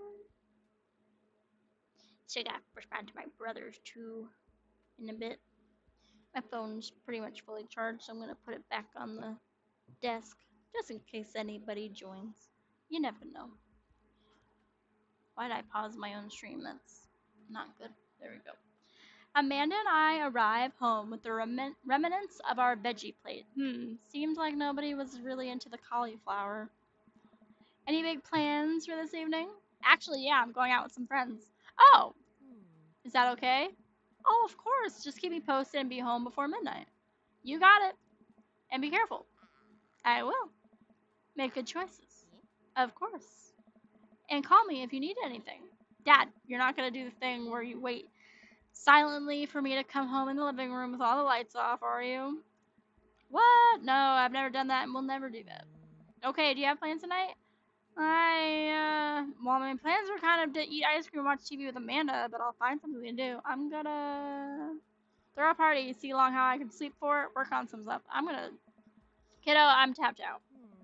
But the sun hasn't even gone down yet. I still have sleep to catch up on from when you were a baby. Just let me be. I'm just relaxing tonight. Have fun, okay? Great. See you later. I watch Amanda drive off into the night. I really hope she does. I really do hope she has fun. I plop down in front of the TV and turn on some Wine and Dine Mastermind with celebrity chef Gavin Chapman. Looks like Gavin's making a roasted rack of lamb with rosemary mashed potatoes. I don't like my potatoes mashed. Um, I'd love to be able to cook like that. I can. Although I think if I was actually good at cooking, I'd use my powers for evil and just make baked Alaskas all day instead of any food of real nutritional substance. Man, Gavin Chapman just caught that thing on fire, but he meant to do it. What a professional. I lose track of time as I blaze through several episodes of Wine and Dine Mastermind and also one episode of some cooking show called Meat Hell. I'm not even sure what that one was about. It was just a lot of yelling. I glance at my watch. Man, it's almost midnight. I should check in with Amanda. I send a text. Hey kiddo, you good? I wandered into the kitchen as I wait for a reply. Amanda's phone is almost always in her hand, so I'm sure she'll respond soon. Unless she's driving home now, in which case I hope she doesn't respond soon because I definitely taught her better than to text and drive. I reach into the future. I reach into the freezer and grab an ice cream sandwich. It's a little late for this, but I think I've earned it after a long day of socializing. I check my watch again, and then my phone. Nothing yet. Okay, see, now I'm worried. Do I call her? Do I call the cops? No, no, no, it's too soon for that. I'll just send her a gentle reminder text. What's up? Half an hour passes. Now I'm really worried. The episodes of Gavin Chapman's Meat Hell are not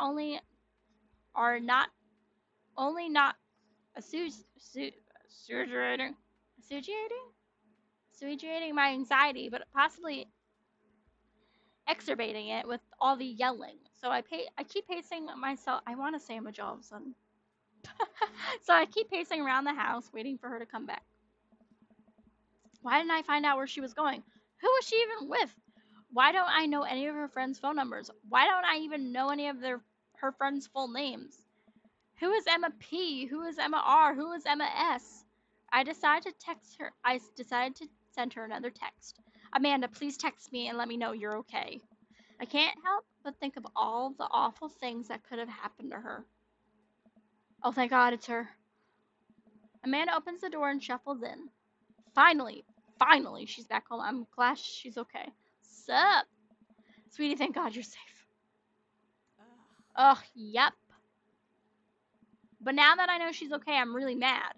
Why didn't you answer my texts? Amanda pulls out her phone out of her pocket. Eh? Oh, whoops. Guess I didn't see those. She starts to walk to her room. Amanda Ann. Hmm. Whoa, we're pulling out the middle name now?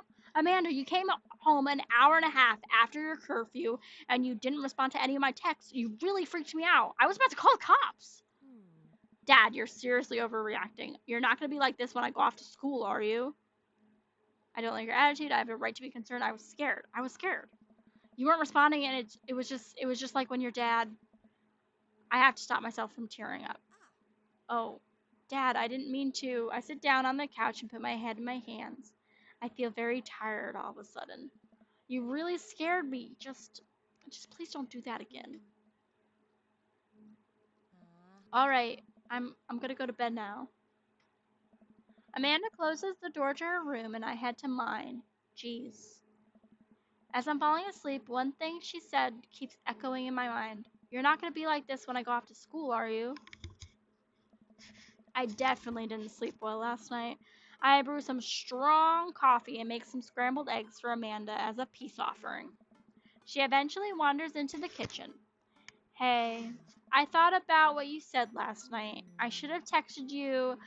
I said I was gonna do it and I didn't. I honestly just didn't even think about it. I'm really sorry, Pops. I won't do it again. Well, I'm sorry for freaking out on you. I trust you to make good choices. I also thought about it, and I'll try to give you your space from here on out. I gotta trust that you can take care of yourself. Hmm. Team Yilda? Team Yilda. Amanda gives me a hug.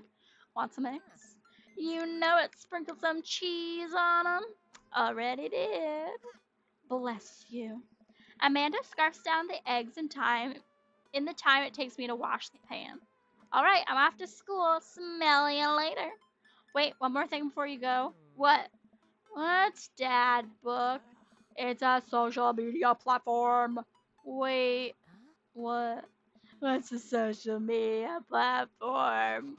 Dad, I have to go to school. Come on, Amanda. I'm an old man. I can't put together a Dad Book profile on my own. Hmm. All right, I help you sound interesting on the internet. Please, I need it. Amanda spends the next couple minutes setting up my profile on Dadbook, which, as it turns out, is a place where dads can get together and talk about fatherhood. Aw. All right, Paps, we gotta fill out your profile. Let's get some likes and dislikes. Dad tip: please don't pirate games. On a Friday night, you are most likely to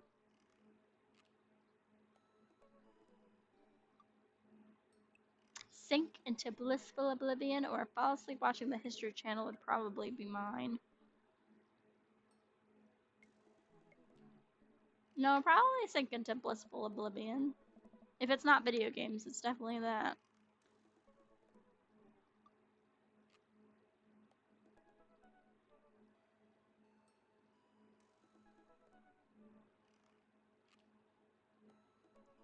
Okay.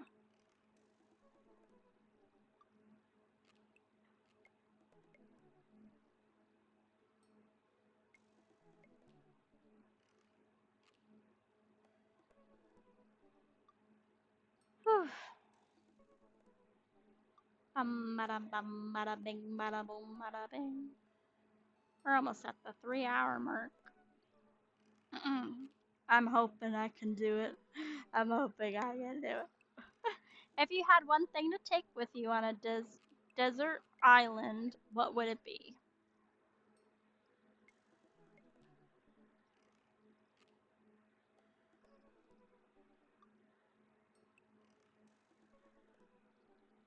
I'm gonna go with a boat. And a boat that you row, not one of the ones that you need fuel for. Or if they have a solar boat, that would be nice. What are your turn ons? Oh, we getting personal. Strong dad arms. Tennis shoes? Nope. Nope. Mm, Me and my sister talk about this a lot. I'm gonna go with street smarts. I'm not gonna elaborate on it either. What did you want to be when you grew up?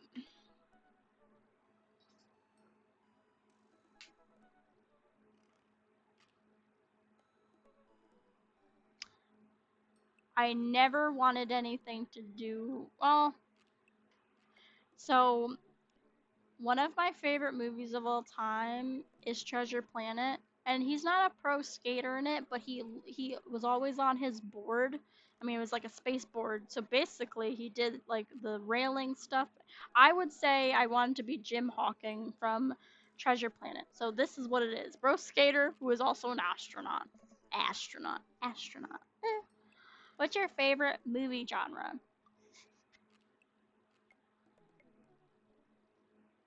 I'm gonna go with romantic comedies, but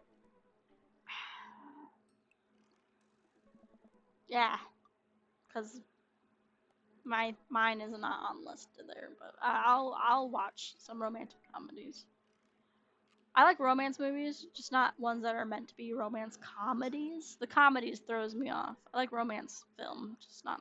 I don't like comedies. What's your ideal date?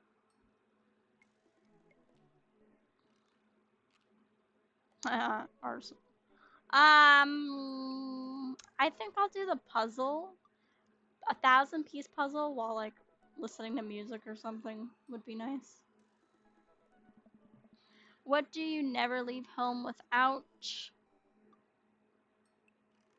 My crippling low self esteem? No. I think a sensible cardigan, because I always kind of bring one actually. A sweater or something. I'm always cold, so I have to. I spend a lot of time thinking about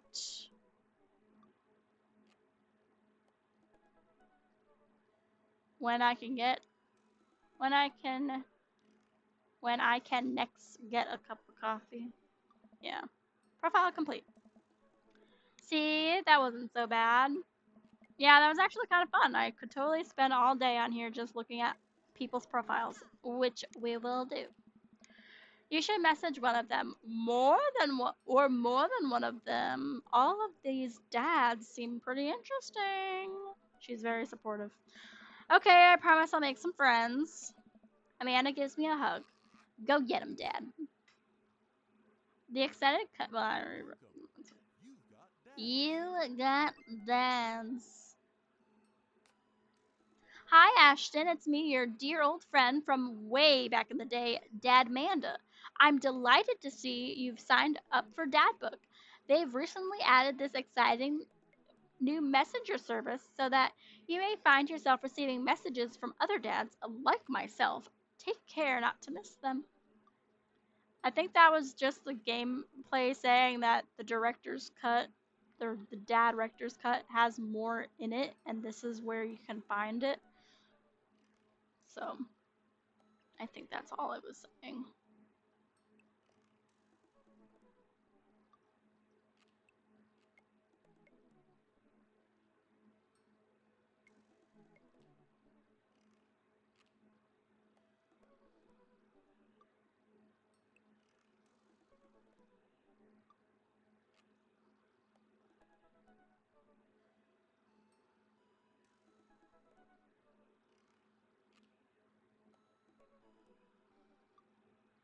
And Amanda, is that you? What are you doing on Dad Book?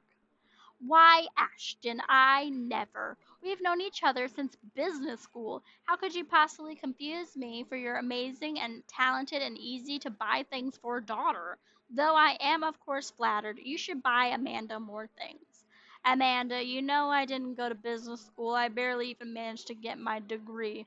Wait, no, wow. I didn't say that. You never heard that.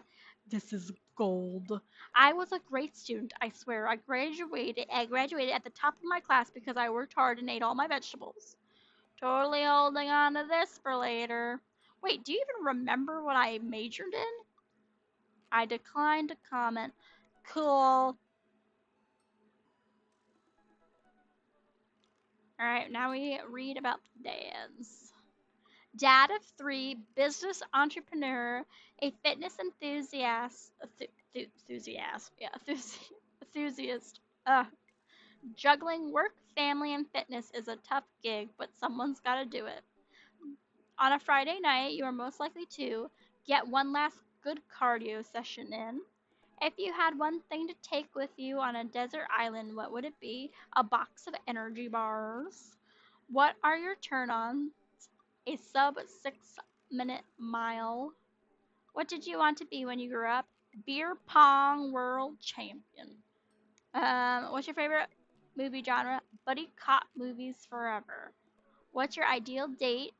Scaling a huge dangerous mountain for fun. What do you never leave home without? An extra tube of energy drill.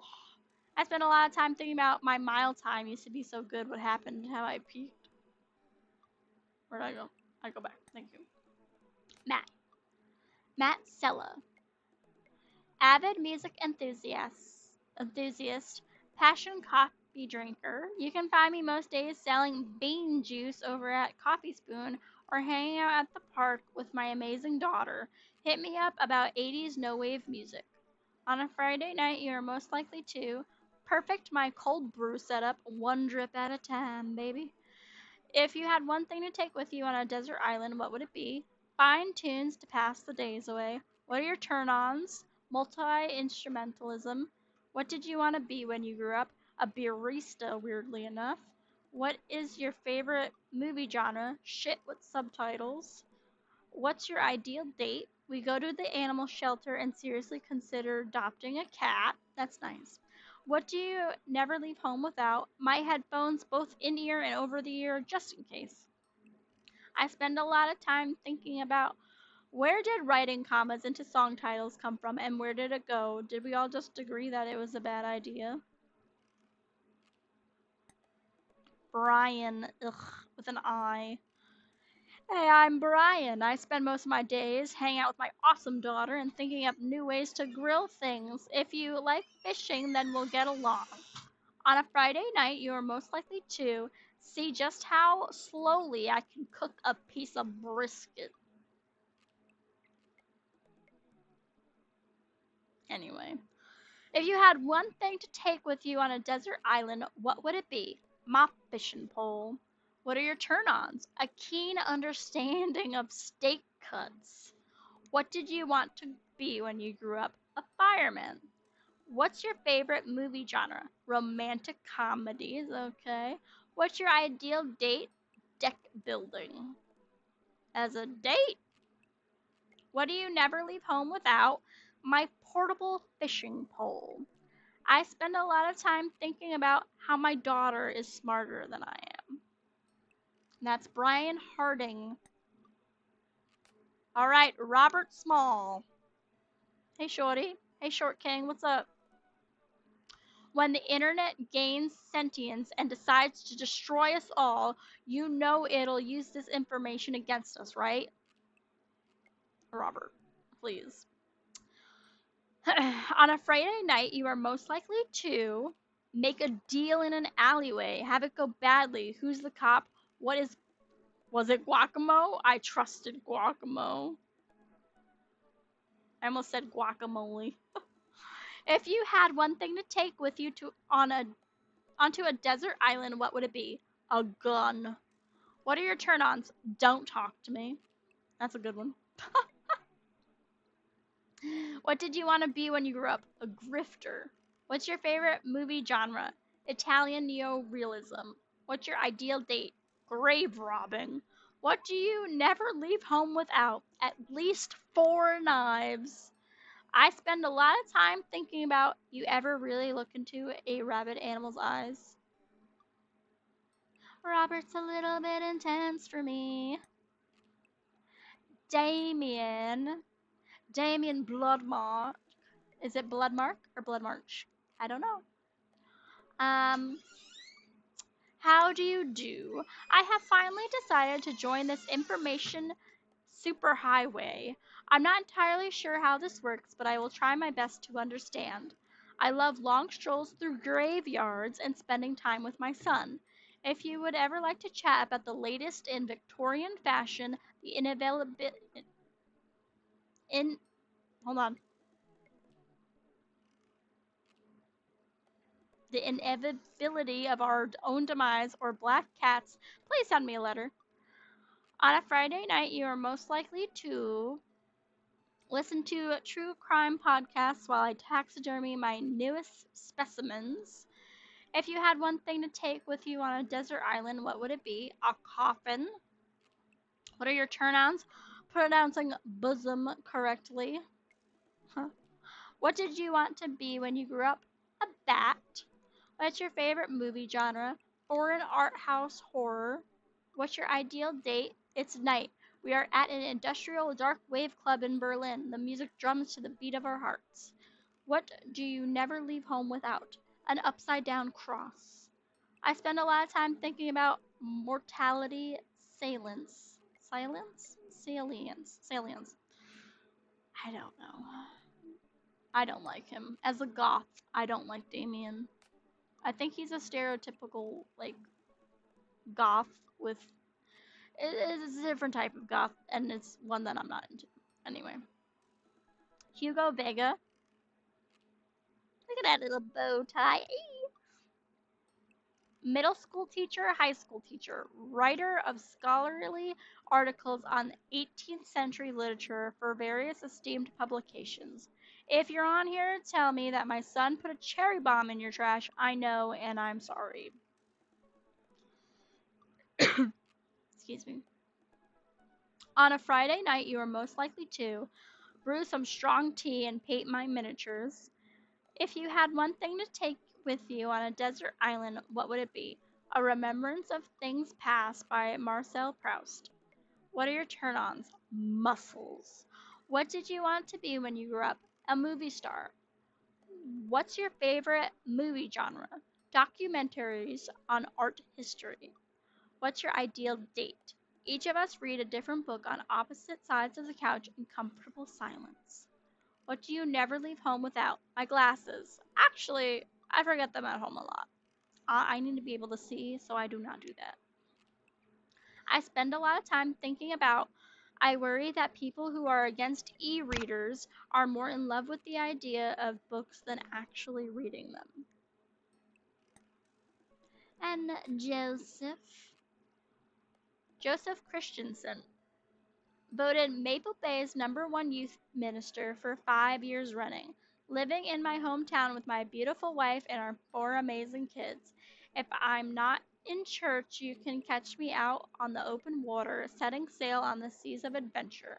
I love playing guitar and crushing my kids at Candyland. On a Friday night, you are most likely to lead the community in a fun mixer.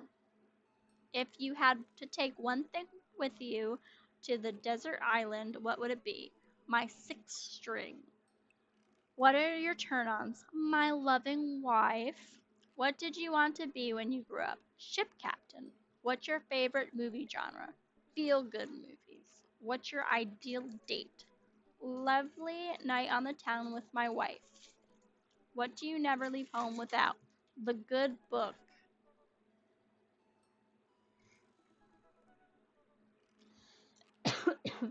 My throat is very dry.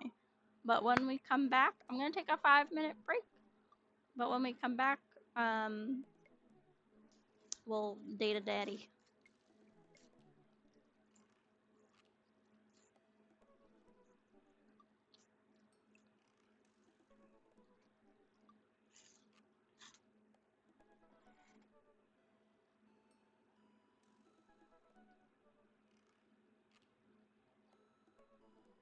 Okay. I'm gonna. And we're taking a break.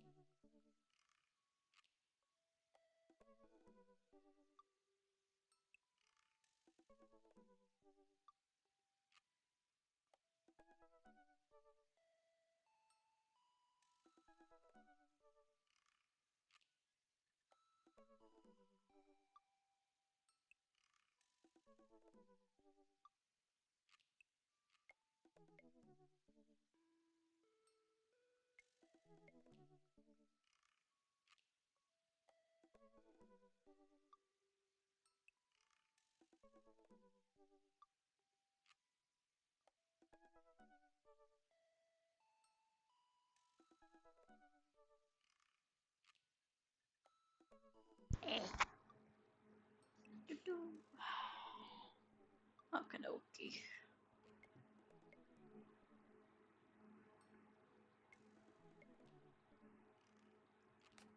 Do I need to say more?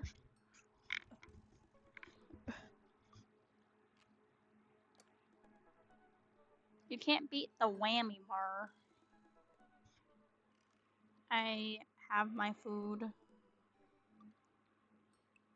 I'm gonna eat it on stream. It's not crunchy food. It's not like food that I'm gonna be like, nom, nom, nom, nom, you know?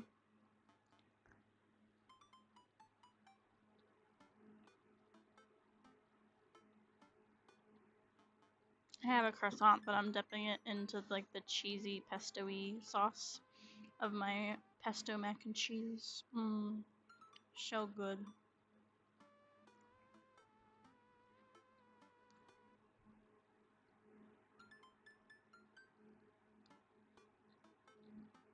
I navigate to Hugo's dad book page and type out a message. You're gonna see my DMs. Hey Hugo, great seeing you at the barbecue. Wanna hang out sometime? I waited for a few minutes before the computer dings. I'm so glad you messaged me, and I definitely want to hang out sometime, but I have a favor to ask. Our class is going on a field trip to the aquarium today, and one of our chaperones called in sick. Is there any possible way you could come by and replace them? No. As much as I would love to go to an aquarium, no. Children are not my forte. I do have one, but she's well behaved. Uh-oh. I think about it for a moment. Man, that's a lot of screaming kids that I'd be accountable for, and they're middle school, arguably the worst age to be.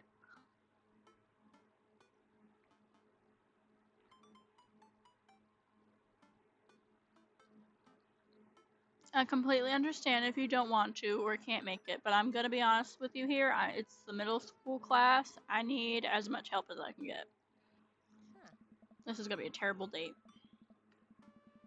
For our first date with a bunch of screaming kids, I don't know, man. I don't know. It doesn't seem to be ideal. Amanda silently trudges into the kitchen and pours herself a bowl of cereal. Her eyes are a little puffy, almost like she's been crying.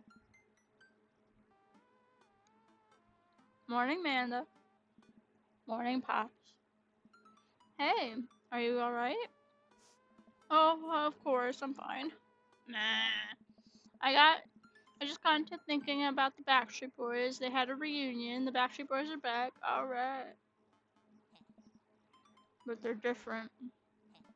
Something's wrong with them, like they're a dream someone once had but can no longer remember. Hmm. And no one's talking about it. They just go on like everything's normal. Are you sure that's all you're upset by? You have to tell me what's actually wrong. But were they original? Yeah, were they? Were they really the only ones? The answer is no. We see boy bands come and go all the time. When they're popular, we'll act as if they don't like their music, and in a few decades, their songs will be considered classics. It's just the way the world works. The Beatles were once the hot new boy band, you know.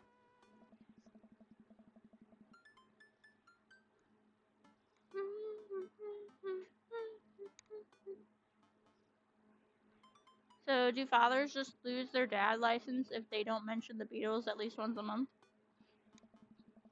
Yes. But mentions of Rush or Billy Joel are acceptable in a pinch. Change the subject.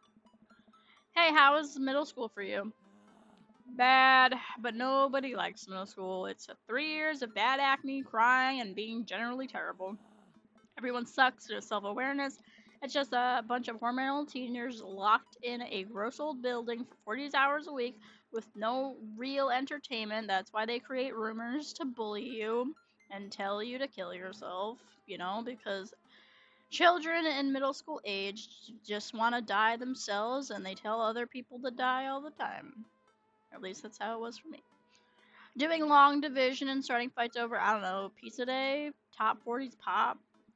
Middle schoolers should be avoided at all costs. Well,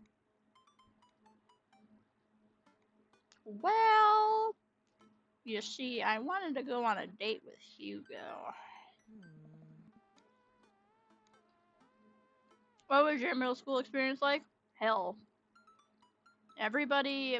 So I had alopecia growing up, and I was bald most of my life. And I'll never forget, I'll never forget in middle school, an eighth grader. I was in sixth grade, by the way, no hair, wore a wig. Everyone bullied me for it. I should have just went in bald. At least they wouldn't have like been able to do anything.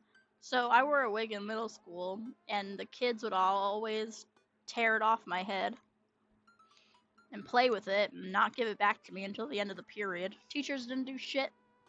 Gym teachers thought it was funny. Um, but the worst part was I'll never forget her, and I met her again when I worked at Taco Bell, and I got my revenge. But it was kind of awful the way I did it. But anyway, I won't say anything about that experience. But I don't care. I'll say her name. Her name was Cassidy Green. We went to Crispell Middle School, and she told me to kill myself before the chemo treatment did it for me. She spread the rumor that I had cancer and told people that I should die. I didn't know this person at all. Like, I had never met her. I met her one time while we were taking a bus from the middle school to the high school for choir class.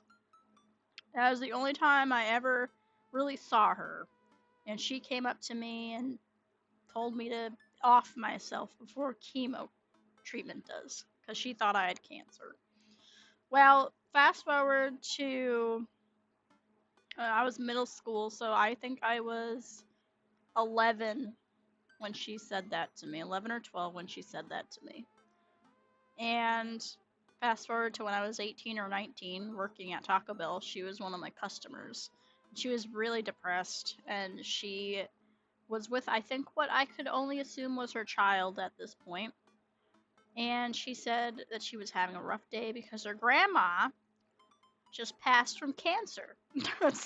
So me holding a grudge and not being very compassionate in that moment, all I could think about was how 3 years of my life was ruined because of her and what she told everybody. That rumor ruined 3 years of my life, and so I said, without missing a beat, if only she had killed herself to save herself from the pain of chemo. And this girl, I knew it was her. Like, she had a very recognizable face. Plus, she gave me her name when she ordered from Taco Bell. And she looked at me with, like, she was struck by lightning. She didn't remember me. She didn't remember what she said to me. She didn't know who I was. That's how little I meant to her, and her arrogance and her ignorance, and but she made my life a living hell in middle school. And she was 8th grade, so when she went to high school, I was still left behind, and that rumor stuck, and everybody wanted me to die, and I had no friends in middle school. So, without a beat, I even said, well, that's what you told me in middle school, so just repeating what you said to me back then. She didn't apologize or nothing. She took her kid and she left the restaurant. And I cleaned her table and went about my day. So don't bully kids. Don't spread lies. Don't spread rumors, and don't tell other people to attack another person. That's all I gotta say. It's fucked up.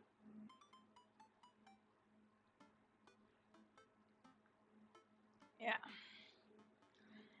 That was my middle school experience, Amanda. I didn't like it. I had my first crush in middle school, and I'm still bitter about it. Alexis Stuggs, you hurt me, and I'll never forget. I don't think I liked anybody in middle school. I don't think it was until 10th grade I started liking people.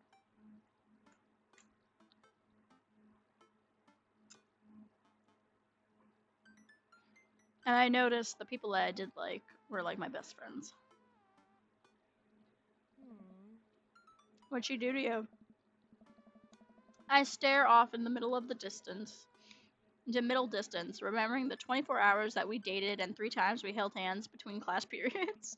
Then I remembered the bitter betrayal, her leaving me for Arnold Birmingham, him making me eat dirt in front of her. Oh my god. I don't want to talk about it. City middle schools are reprehensible. Yeah, they're freaking brutal, man. They are brutal. This fruit fly I've tried to squish 3 times, and it's still alive.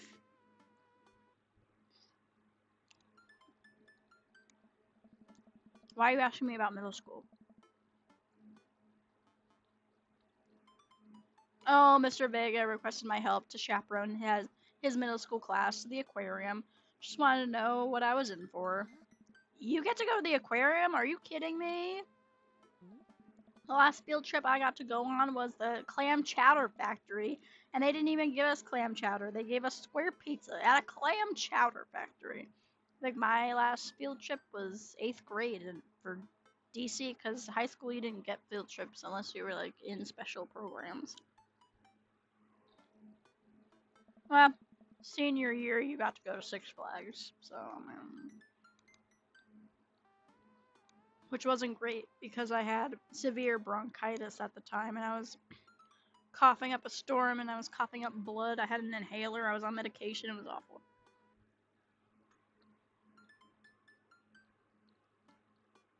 Anyway.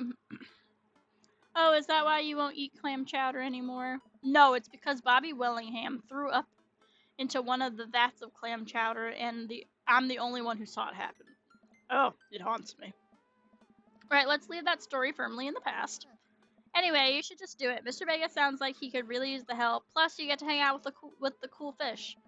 Amanda, I get kind of weirded out by aquariums. The ocean makes me nervous. A good thing the ocean isn't the aquarium.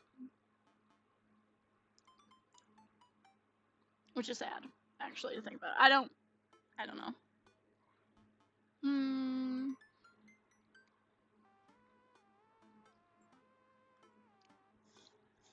What are you worried?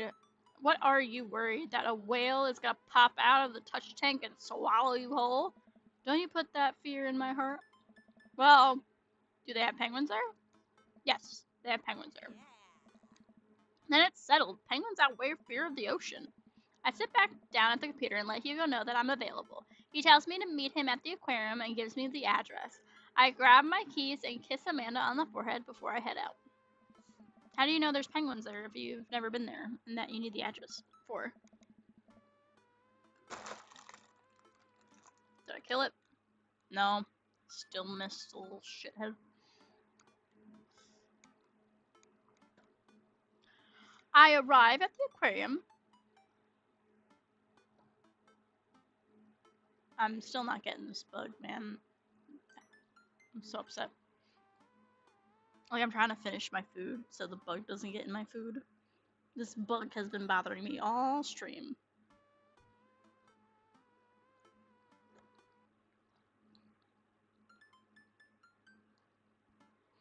I arrive at the aquarium to find the school buses have beaten me there. Preteens huddle around their teachers in small groups, yelling at each other and goofing off. Every teacher looks like they're at their wits' end. No. Hugo jogs up to me, looking frazzled. I'm so glad you're here. Hugo! It's been a debacle all morning. We're short-handed, and most of the kids won't stop screaming. And I'm sure you know it's the case with all middle schools. I lived through Amanda at 12. I'm all too familiar. Great. Well, it's you and me chaperoning a group of 10 kids. They're over there. Ugh. 10? How many kids are in a classroom? Because I feel like middle school there was only 20. 20, between 20 to 25 kids. I'm trying to think about middle school now. They did kind of cram us in there.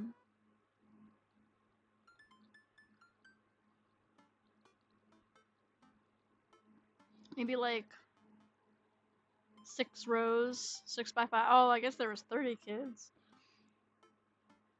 I'm trying to think of like my classrooms in middle school. I hated all of them. I think there was like 4 to 5 kids per row, and there were like 6 rows. So yeah, between 25 to 30 kids per class. Hmm. I guess 10 kids isn't miserable then. I guess. Okay. I finished my food. Yay!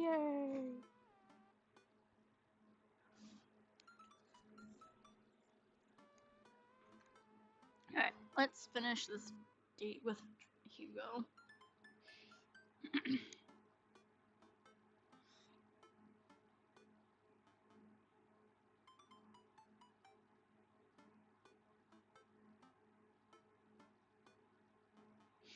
Hugo walks over to a gaggle of preteens who are sitting on the ground playing with their phones. They're not kicking each other like some of the other groups, so we're off to a good start. Um,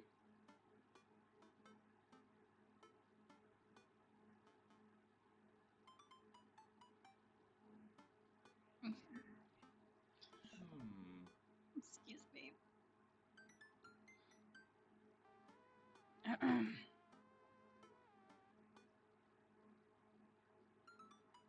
Mm-mm-mm.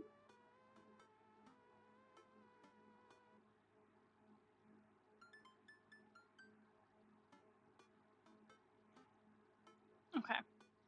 Can you guys put your phones away? As I was on my phone just now. All of the kids look up for a moment to stare at Hugo, then they go back to texting.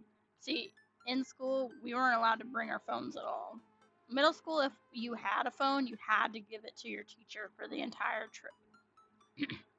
At least they're quiet. Too quiet. These guys are up to something. I can feel it.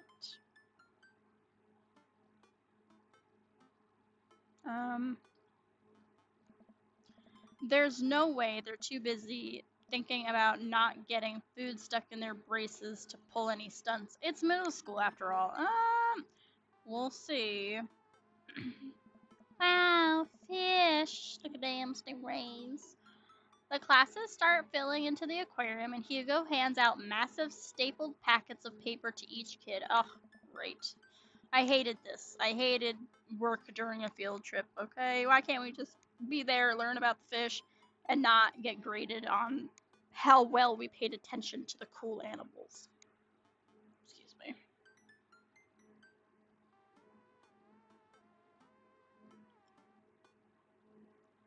Um,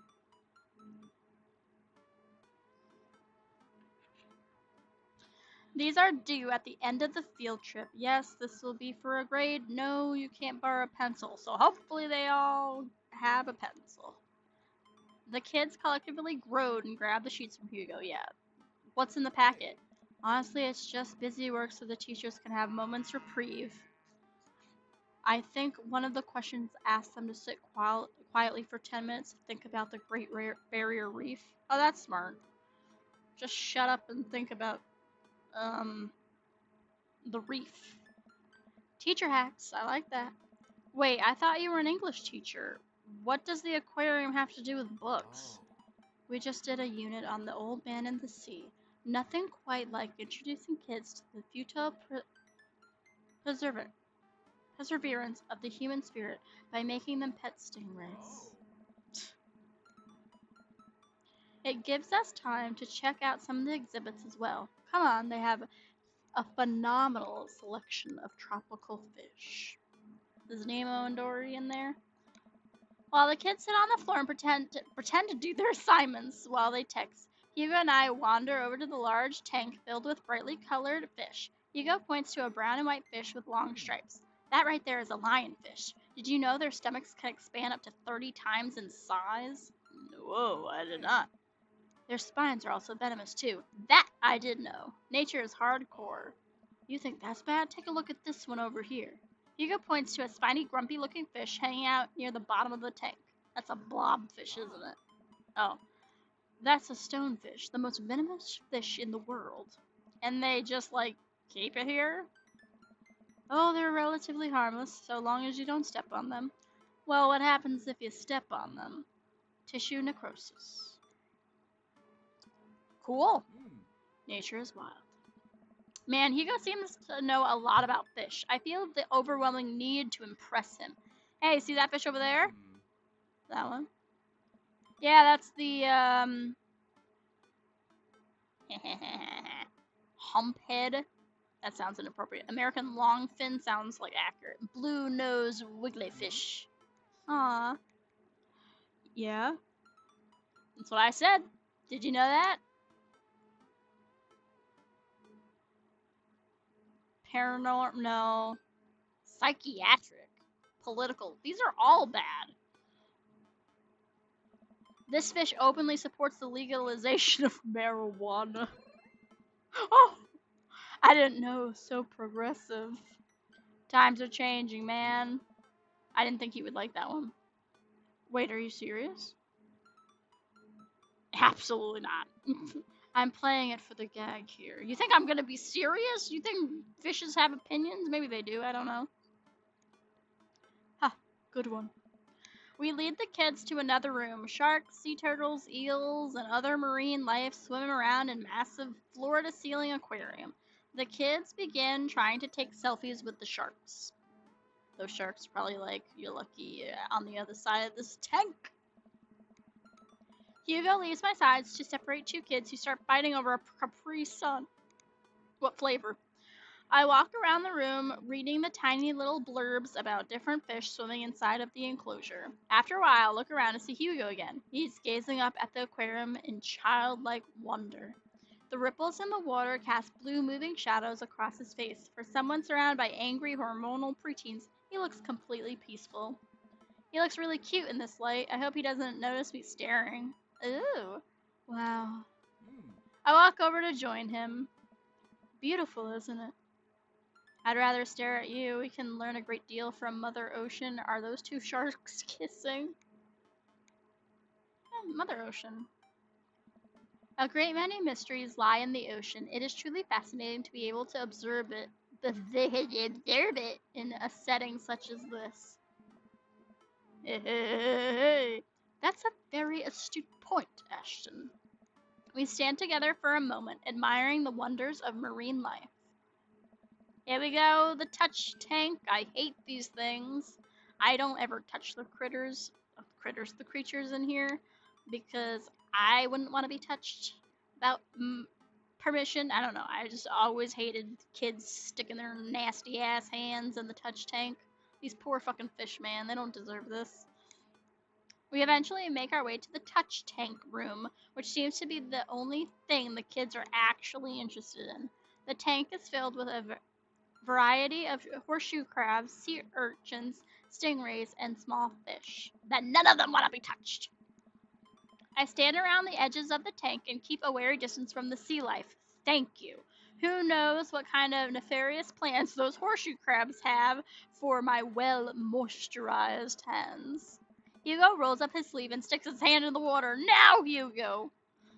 Don't you want to pet some rays, Ashton? Oh, I think I'm good. I think I should stay over here and admire them from a respectable distance. Yes. Come on, it'll be fun and informative. Don't make fun of me, but I'm scared to touch them. I get weird when there's no glass separating us. I don't know what any of those things are, but I get the feeling they will probably bite me and my delicious hands if given the chance. I was with him the first part where I think it's respectful not to touch them. Nothing in this tank can hurt you. The stingrays have their barbs removed. That's so fucked up. The horseshoe crabs only eat little clams, and the anemones are perfectly safe to touch. Against my better judgment, I approach the tank, slowly dipping my hand into the cold water. I touch a stingray as it glides past me. See, not so bad. It feels like spun slimy leather that doesn't want to be touched. Things get a lot less scary when you learn more about them, right?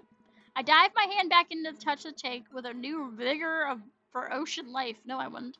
I poke at some urchins and feel the hard carapace of a horseshoe crab.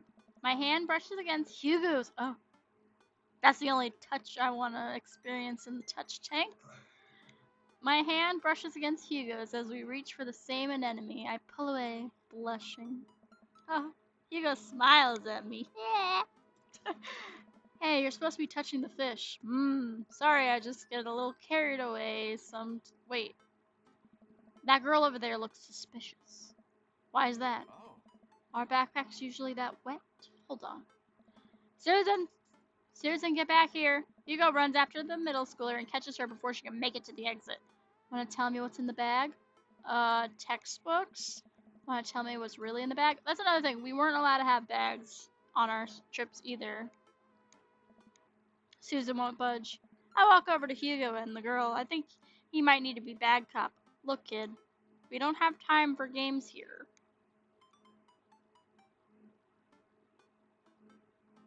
In the click. I'm not afraid to hit a child. No. Whatever it is, it goes back into the touch tank now. You're not a teacher. You can't tell me what to do. Yes, well, I am. Can you please put the bag down? Next time we won't say please. Susan glares at Hugo for a moment before dropping her book back on the floor. It lands with a wet slap. We stare at it for a moment before it starts to move. Sweet Manchego! Hugo leans down and unzips the backpack. A horseshoe crab frantically scuttles out and across the floor. An employee swoops in, scoops it up, and places it back into the tank. She gives us a disapproving look. Jesus, Susan, what was your plan? I was trying to free him. To where? Outside? Where he was gonna die? Susan, go back to your group. We'll discuss this later.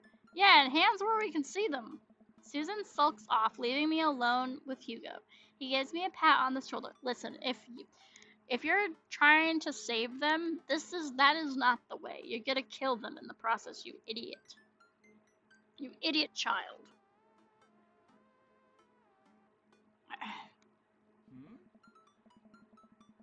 Middle schoolers have sticky hands. I doubt that's the first time that's happened here. Or the last.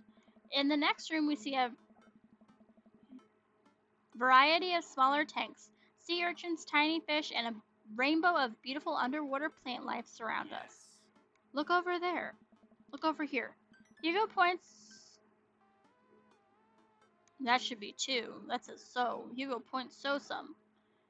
Hugo points to some seahorses gathered at the bottom of the tank, one of them in the middle of giving birth. That's actually the male seahorse. Some sort of takes fatherhood to a new level, doesn't it? Hey kids, come check this out. There's a male seahorse giving birth. A low murmur from the students. They just jump back on their phones. Fun fact, male seahorses can even give birth and then get pregnant in the same day. Man, we thought we had it hard. I wonder if they have to deal with their kids' awkward teenage years too. All, however, many thousand of them. You seem to know a lot about marine life, Hugo. It's not really my specialty, but I do make a point to learn as much as possible whenever I can. I think that learning shouldn't end when you leave school. We should challenge ourselves to find out more about the things we don't understand every day of our lives. Because if you stop learning, I don't think you'll ever be able to grow or change as a person. Good point. But I still don't trust the ocean. We'll get there. We finally make our way over to the favorite part of the tour, the Arctic exhibit. Do we get to see the penguins? Yes, we get to see the penguins. Hell yes. Our group of kids run around the exhibit. They won't stop tapping on the glass of the puffin enclosure, trying to get their attention. For at least a few moments, teachers, chaperones, and students alike seem to be having a great time. What was I so worried about? This isn't too bad. Hugo suddenly grabs my arm. Oh my god, there's a student in the penguin enclosure. Wait, just kidding. It's very bad. Is it one of ours? It most certainly is. Molly Henderson, Susan's friend. I look over to the penguins and see a determined looking kid crouching behind a rock. She's hiding just out of sight of one of the employees. Over on the side of the enclosure, I see the door to the exhibit ajar. Was it unlocked this whole time? We gotta stop her before the staff sees and bans our school for life. Hugo looks around. I'll create a distraction. Hugo runs for the exhibit and addresses the entire room.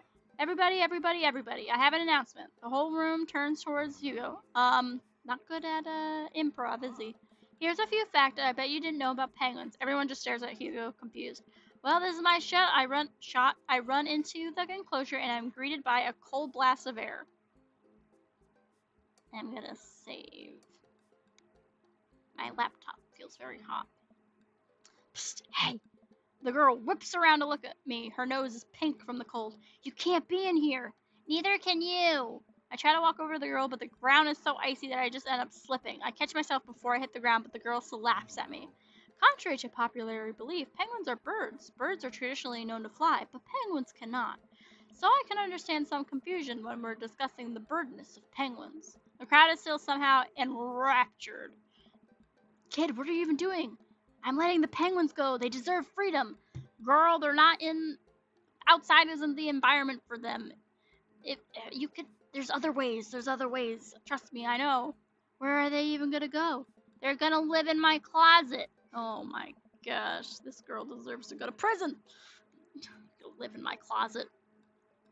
Look, I just don't have the time to argue about this. We gotta get out of here. Not until I save a penguin. I don't want this child to graduate. Little known fact is that penguins only live in cold climates, not Molly's closet, in other words. With some exceptions, so they don't all live in cold climates if you're splitting hairs here. Did I mention that they don't fly? The crowd is starting to lose interest. I'm running out of time. Bribe her. Lay down the law, try to retaliate her, kill her. Bribe her. I will give you $20 right now if you leave with me. Molly thinks for a second. Okay, well, give it to me right now. I reach into my pocket and pull out everything I have, examining each bill. Okay, well, I have 12 and some change, and there's a button here. Is that enough? Pay me the other 8 later, and we have a deal. We move to shake on our arrangement before I suddenly realize there's a wave of penguins on their way out of the enclosure. We're gonna have to block these birds. Oh no. I'm gonna have to become a gamer for a second. I'm not losing this date, so save. Sleep is important. Make sure you get. How do I block said bird? Oh, okay. Interesting.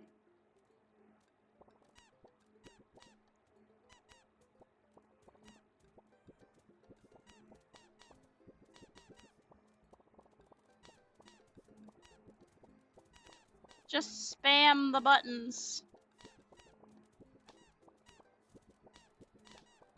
Pokemon Go has prepared me for this. Liking TikTok lives has prepared me for this. Is that the girl? Bribe that teen. Mission complete.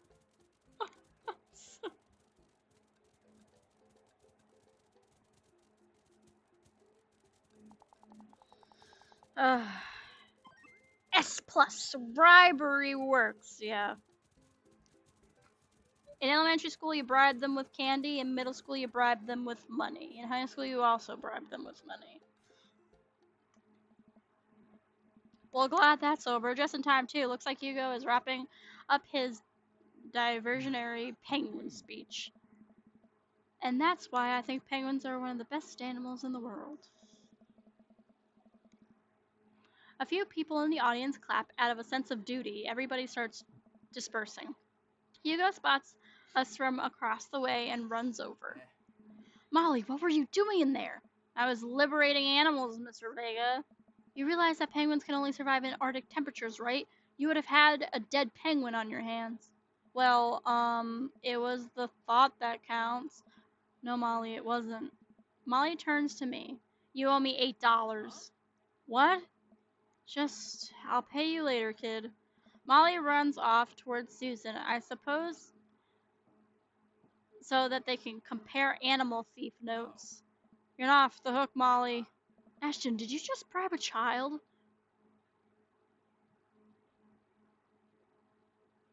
I bribed a child. It was the only way to get her out of the exhibit. I'm not proud of what I've done. I'm not proud of it either, or of my penguin facts lecture, but at least we got her out. Let's just get through the day and get out of here. Hey, look, we're out.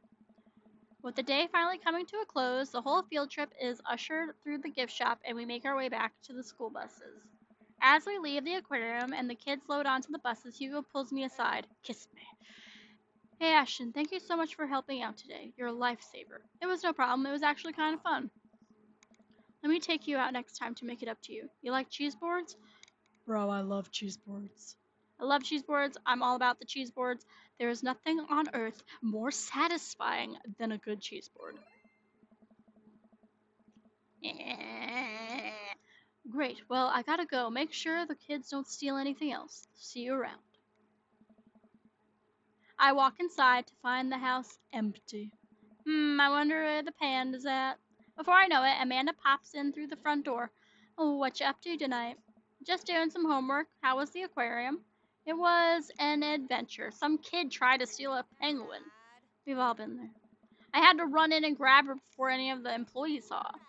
You got to go into the penguin enclosure? Did you steal a penguin for us? Amanda, no penguins were stolen thanks to the valiant efforts of myself and Mr. Vega. It was nice getting to spend some time with Hugo, though. I'm surprised he helped complete a covert op. He's usually kind of a what? Kind of a stick in the mud. He's actually pretty cool. I had a good time with him. All right, too much adventure for me today. I'm gonna go rest my eyes. You mean take a nap? There's a difference. You learn when you become a father. If you press the ignition too long, you'll just flood the engine. Thank goodness my stream is a bit behind. What is mustache? We didn't talk about his mustache. Hmm. Goosebumps, you say? Me too. Yeah, there's. Alright. S tier. If life gives you lemons, parsley, onion, and eggs, makes a really nice omelet. I see I will go get her. I got an achievement. While I'm doing my afternoon word jumbles, I hear the mail truck pull through the cul-de-sac. I wonder if we got any coupons today. The nice mail person slides a couple letters in a large yellow envelope through the slot. It takes a couple of tries for them to get it in. Hey, my coupons! I take a closer look at the large yellow envelope. I lightly knock on Amanda's door. She probably has headphones on. Amanda! She yells through the door. What? I have something for you. I'm kind of busy right now. You can come back later. Okay, just thought you'd want this big old envelope we got from HIA. Immediately, Amanda pushes her door open. Horn Institute for the Arts? I mean, if you're busy, I could come back. Father, please. I hand her the envelope, which she, again, tears open with her teeth. That's probably bad for your teeth. She doesn't seem to hear me and spits out a piece of envelope. She pulls out a letter and unfolds it. This fucking bug landed on my face. Ah! I'll get you. I will get you, you fucking piece of shit bug. And the suspense is killing me. This is her dream school. Amanda's face is unreadable. I can't believe this. Oh, honey, it's okay if you didn't. I got in! Oh, good. I got in! Amanda tosses the letter aside and gives me a big hug. Congrats, sweetie. That's amazing. I'm so proud of you. She pulls away and looks at the letter again. Oh my god, I really can't believe I got in. Well, of course you got in. You're a great student. You nailed that interview, and your photography is incredible. Wait, Dad. I know this one's really expensive, and it's so far away. I think for a moment. HIA was one of the more expensive schools that Amanda applied to, but I know she's had her heart set on it for the longest time. It'll be tough, but we're gonna make it work. Really? Of course. Amanda hugs me again. Oh, I'm getting emotional. Thanks, Dad. Okay, sweetie, we're celebrating tonight. Dinner, your choice, wherever you want. Wherever? Amanda and I walk along the bayside, tearing into our foiled wrap burritos from a nearby food truck. You could have chosen anywhere in Maple Bay. Cost was not a determining factor. Please, Dad, you know I'm a simple gal. Just give me a burrito with a view. I can't say I'm mad. Amanda and I sit on a patch of grass and watch ships sail lazily through the bay. And the dorms are right near a bunch of cafes, and there are all these galleries nearby, and there's a discount if you bring your student ID. And Amanda, slow down, you're gonna choke on your burrito. I know, I'm just excited. Did I mention that students get fucking stupid fucking fly? God, kill it. Now kill it. This fucking fruit fly keeps flying in my face. Get away from my mouth, you nasty. Can't have it. Really hope I didn't just accidentally eat that fly while I was talking. I know, I'm just excited. Did I mention that students get their own studio space once they're seniors? And we get all the professional photo editing software for free? For free? It's nice to see Amanda so enthusiastic about HIA, but I wish she wouldn't do that between bites of her burrito. I thought I taught her to chew with her mouth closed.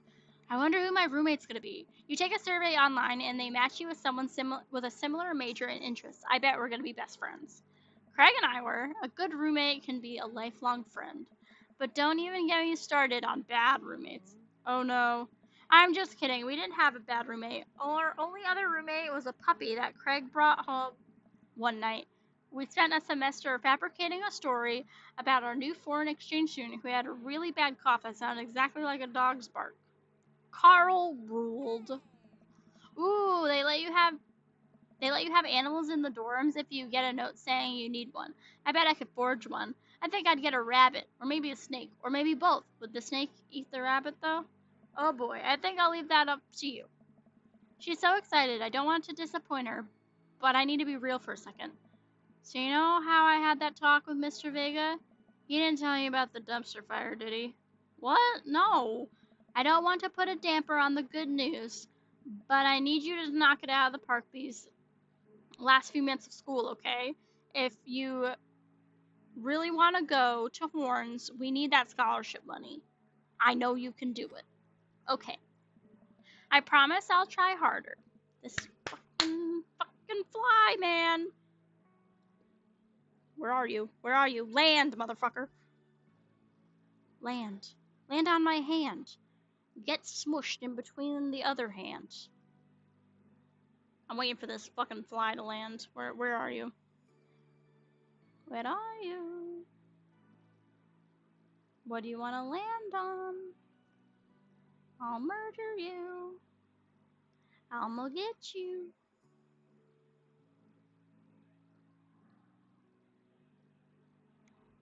Can't see it. I pat her on the back. Think you can handle a 14-hour drive to come home for the holidays? There's gonna be some treacherous ice roads to cross. And don't even get me started on the paranormal occurrences. Well, it'll be worth it if I get to see you. My eyes immediately well up with tears. Oh, Dad, don't cry. Sorry, I'm very, very proud of you. You're all grown up now, and you're such a good person, and I hope you know how important you are to me. Dad, stop. You're gonna make me cry too. It's too late, honey. It's happening. Dad, I can't get tears in my burrito. It's gonna make it taste sad. I pull Amanda in for a hug and kiss her on the forehead. I love you, kiddo. I love you too, Pops. Oh, drinking too much water can cause water intoxication. Didn't know that. You've got dads. I got a message from Craig. Hey, buddy, so I have a favor to ask. Robert invited me over for dinner, and I know it's kind of a fox pass to my another bro, but I've known the guy for years, and I still can't get a good read on him, and I know it's going to be super awkward if I go by myself. Will you please come with me? I love food. I especially love food that's free. And I don't know why you're sweaty over cooking, but sure. Yeah, dude, I'm down. Thank you. I really hope that's a sweat of relief. I think we'll do that on the next episode of Dream Daddy because I went 26 minutes over and I have to go to the post office today, so I gotta go. Alright, gotta save it here. Go back to title. Let's go. First is the worst, second is the best, third is the one with the hairiest chest. Yes, I knew that already.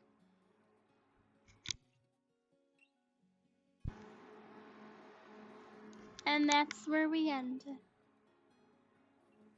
Until the next one. Dream Daddy. Dream Daddy.